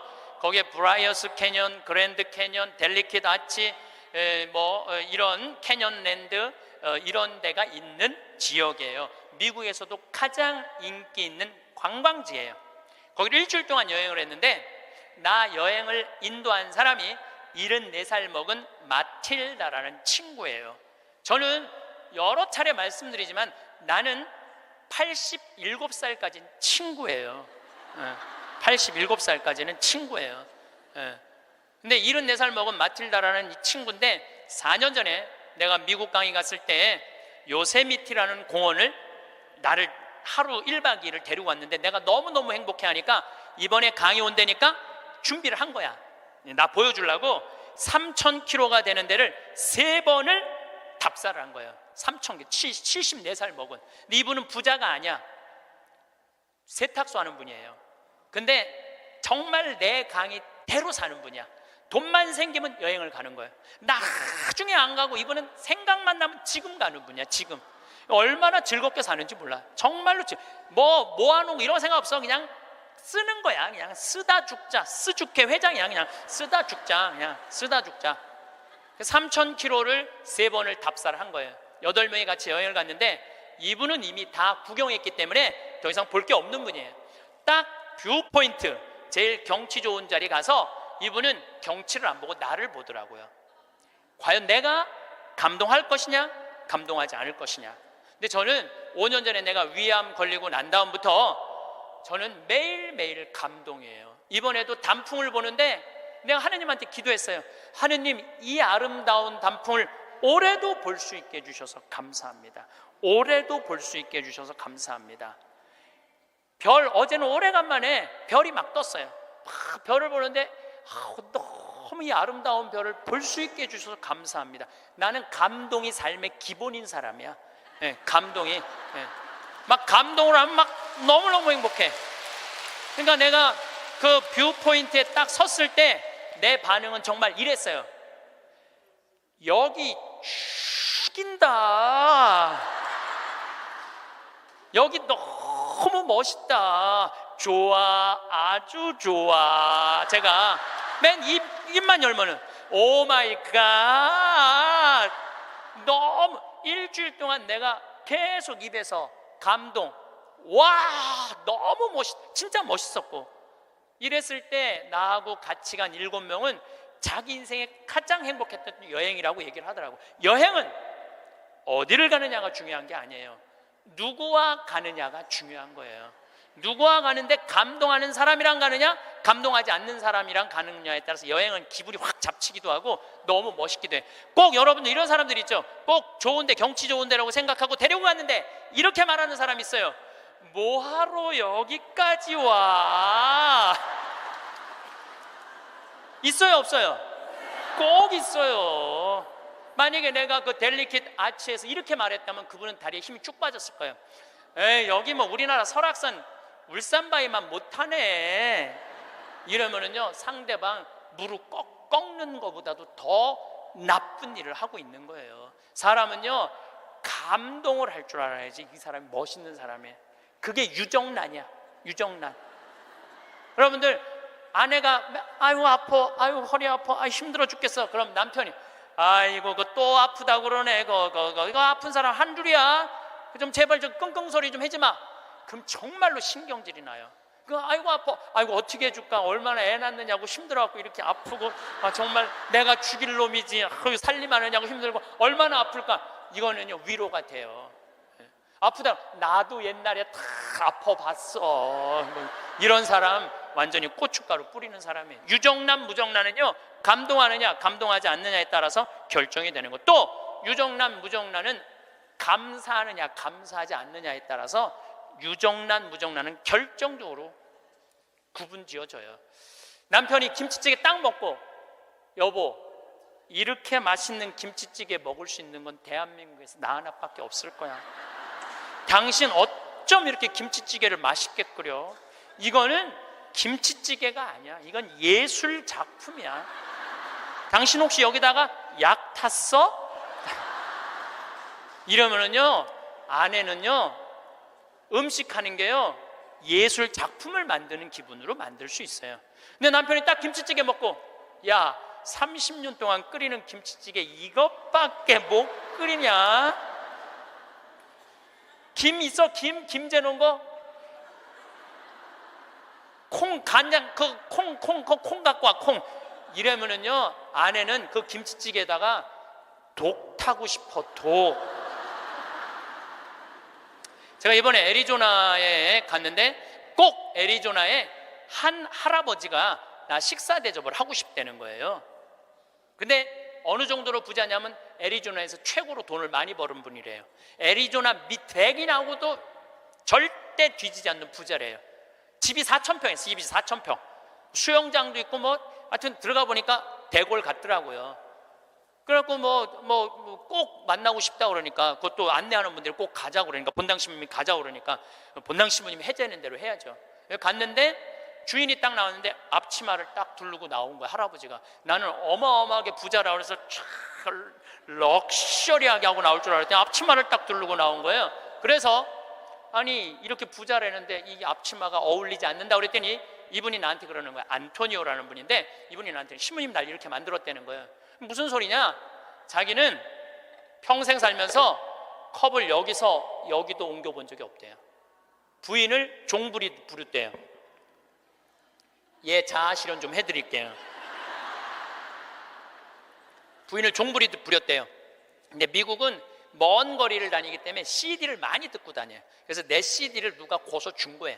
근데 그 CD 안에 무슨 내용이 들어있느냐면은, 남자들 30년 동안 밥을 얻어 먹었으면 양심이 있으면 설거지는 좀 해라. 30년 동안 밥 얻어 먹고 설거지도 안 하는 게 그게 사람이냐? 그런 얘기를 했어요. 그런데 어떤 형제가 그 얘기를 듣고 자기는 20년 동안 결혼 생활하면서 한 번도 설거지할 생각을 안 했대요. 그 얘기를 듣고 집에 가서 설거지를 한 거야. 근데 아내가 밥 먹다가 갑자기 끝나고 난 다음에 남편이 설거지하러 가니까 아내가 그래도 당신 미쳤냐고, 왜 안 했던 짓을 하냐고. 근데 내가 그런 소리 들어도 하라고 그랬어요. 그때 강의 때 아내가 그러더래요. 2번 설거지하게 하지 말고 그냥 미사해설이나 가라고 그러더래요, 아내가. 근데 그 형제는 설거지를 하고 미사해설을 간 거야. 그랬는데 미사해설 하기 전에 아내가 메시지를 보냈어. 여보, 나는 당신이 한 설거지를 다시 하고 있어. 하지만 나는 20년 결혼 생활 하는 동안 오늘처럼 행복한 적은 없어. 당신이 내 일을 덜어주기 위해서 설거지를 한 그 자체로 나 너무너무 행복해. 그 메시지를 저한테 보냈어요, 형제님이. 시모님 너무 감사하다고. 그 얘기를 들으니까 그 돈 많은 회장님이 컵을 여기서도 여기 옮기지 않았던 분이 굉장히 마음이 처음으로 충격을 받았대요. 아내인데 종처럼 부린 자기가 너무 미안하더래. 그래서 그날 설거지를 했대요. 아내가 남편이 미쳤는 줄 알았대. 근데 아내가 설거지를 끝냈는데 너무너무 행복해 하더래요. 아내가 너무 행복한 모습을 보니까 청소기를 잡게 되더래요. 청소기를. 그래서 자기 부부는 3년 전부터 그 형제님이 저한테 참 인상적인 얘기를 했어요. 신부님, 내가 호텔도 가지고 있고 백화점도 갖고 있고 땅도 40만 평이나 있고 정말로 미국의 1%만 사는 집에서 살고 있는데 그게 하나도 행복에 도움이 안 되더라는 거예요. 진정으로 행복한 건 내 안에 웃음 속에서 내 행복이 들어있더라는 거예요. 내 안에 웃음 속에 내 행복이 들어있더라는 거예요. 자기는 이제 이렇게 행복할 수가 없다는 거예요. 사람이요, 감사하기 시작하면 행복하게. 그런 사람들은 유정란으로 사는 거예요. 유정란으로. 그래서 저는 유정란으로 여러분들이 살길 바라요. 근데 진짜 유정란은 뭐냐? 나눌 줄 아는 사람이에요. 나눌 줄 아는 사람. 제가 3년 전에 이제 잠비아 활동 가면서 혼자 가기 멋쩍잖아요. 그래서 이제 세례준 이제 치과 의사한테, 야, 나하고 같이 이 잠비아 치과가 하나도 없대더라. 가서 봉사활동 하자. 며칠 가야 되냐? 그러니까 한 10일 가야 된다 그랬더니, 신부님, 우리 10일이면 좀 부담스럽다고, 차라리 한 2천만 원을 봉헌하면 안 되겠냐고. 그러길래 내가 이렇게 얘기했어요. 너 2천만 원도 봉헌하고 너도 가야 돼. 그래서 호주에 있는 우리 요한 바오로 치과 의사, 계속 나한테 봉사하고 싶다 그러는 의사랑 인천에 있는 세실리아 의사 셋이 갔어요. 거기는 의사가 없으니까요, 어떻게 오느냐면 하루 전날부터 트럭을 타고 오는 거예요. 20명씩. 썩으니 막 아프니 막 이걸 하루 종일 치료를 해주면서 밤에 말씀 나누기라는데, 그 의사들이 이런 얘기를 하더라고요. 신부님, 저는 치과 의사 하면서 별로 기뻤던 적이 없다는 거예요. 그런데 이번에 이 봉사활동을 하면서 내가 의술 배운 걸 잘했다는 보람을 처음으로 느낀다는 거예요. 그러니까 나누면서 자기 능력에 대한 보람을 느끼는 거예요. 그러니까 작년에 얼마나 자랑을 했는지, 작년에는 6명이 따라갔어요. 6명이. 근데 그 6명 중에 정말로 열심한 의사 선생님이 있어요. 나는 사실은 열심한 사람을 좋아하지 않아요. 막 묵주기도 갑자기 50단 하자고 그러고 막 무릎 꿇고 십자가를 하지, 이런 사람들 좋아하지 않아요. 근데 하루에 100단씩 한대, 그 의사 선생님은. 그리고 막 치과에 가보니까 이건 병원인지 성당인지 구분이 안 돼. 성모님, 예수님, 온 치과에 다 있어. 근데 그 의사 선생님이 에이즈 환자 이를 빼다가 그 피 묻은 그 핀셋으로 자기 손가락을 찔러버린 거야. 참, 저녁에 말씀 나누기 했는데 파김치가 돼 있고 약 먹고 이러니까 파김치가 돼 있잖아요. 너무너무 미안하더라고요. 그래서 내년에는 그냥 오지 말고 그냥 한 해 휴가 가고 건너뛰자. 그랬더니 세례도 안 받은 그 호성이라는 천주교 신자도 아니야, 김호성이라는 치과 의사가 나를 똑바로 쳐다보는 이렇게 얘기하더라고요. 신부님은 내년에 오지 마세요. 우리끼리 올 테니까. 이 좋은 거를 왜 막느냐 이거야. 비행기표도 다 자기네들이 내고 가는 건데, 다 자기네들 돈으로 가는 거예요. 이게요, 의미를 찾잖아요. 그럼 삶은요 찬란해지는 거예요. 의미를 찾으면은. 그래갖고 올해는 의사 선생님들이 8명이 갔어. 내년에 데려가 달라는 의사가 4명이야. 4명, 12명. 기적은요 억지로 만들려고 이루어지는 게 아니에요. 그냥 하느님이 이루어 주시는 거예요. 나눌 때 기적이 일어나는 거예요. 그런데 저는 거기다가 이제 농장도 20만 평 이제 꾸며줬어요. 농장도 20만 평 꾸며주고 닭장도 해갖고 1000마리 팔던 거 이제 2000마리씩 다달이 판대요.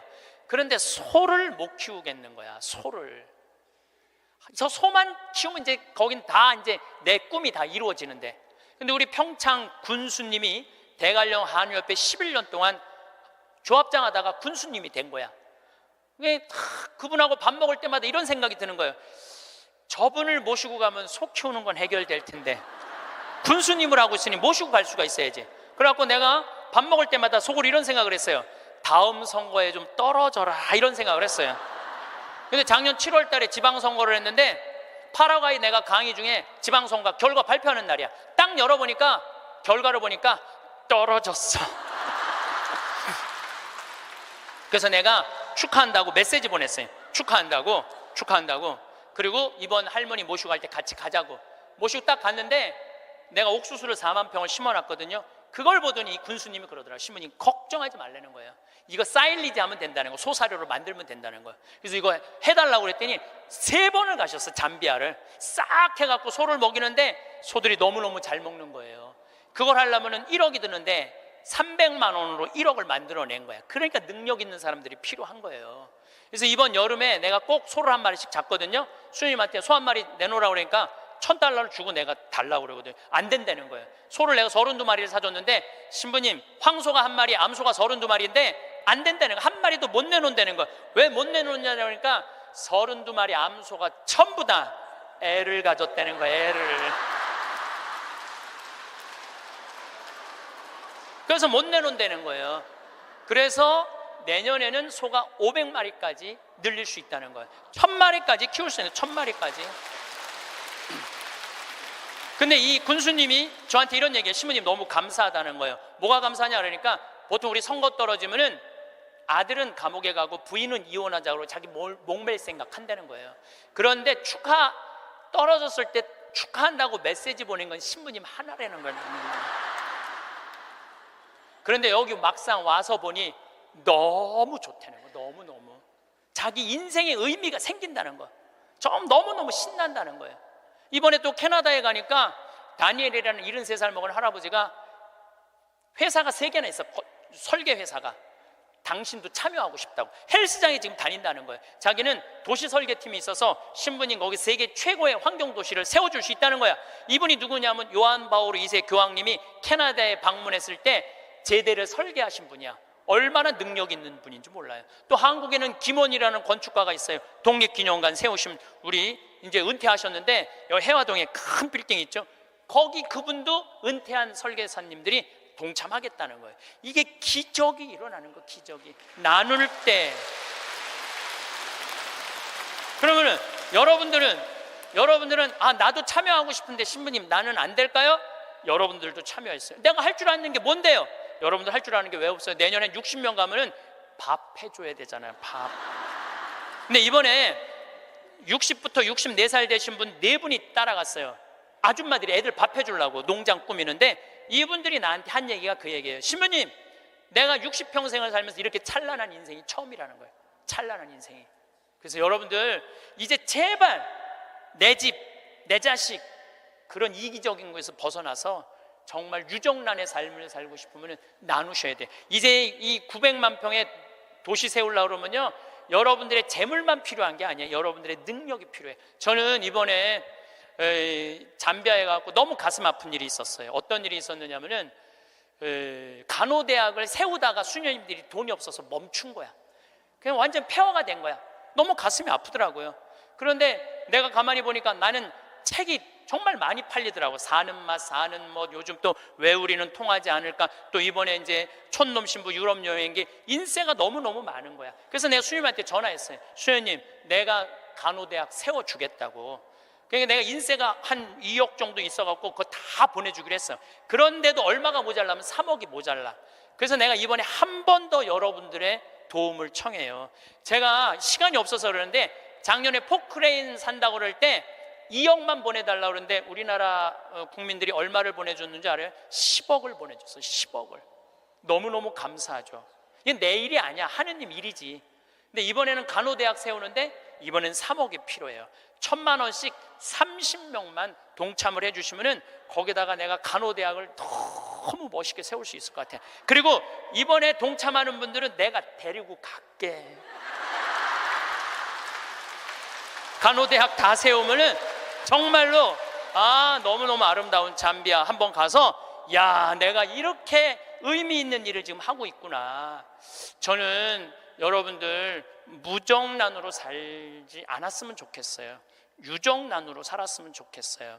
마지막 삶교환기의 결론을 좀 말씀드리고 싶어요. 레오나르도 다빈치가 모나리자를 하루아침에 그렸겠어요? 수도 없이 찢었을 거예요. 수도 없이. 그리고 그 멋있는 작품을 남긴 거예요. 여러분들도 인생 살면서 실패하고 잘못하는 거 참 많으시죠? 그렇지만은 여러분들이 끊임없이 완성을 향해서 나가면은 여러분들 마지막에는 레오나르도 다빈치처럼 멋있는 인생의 유정란을 남기고 가실 수 있으실 겁니다.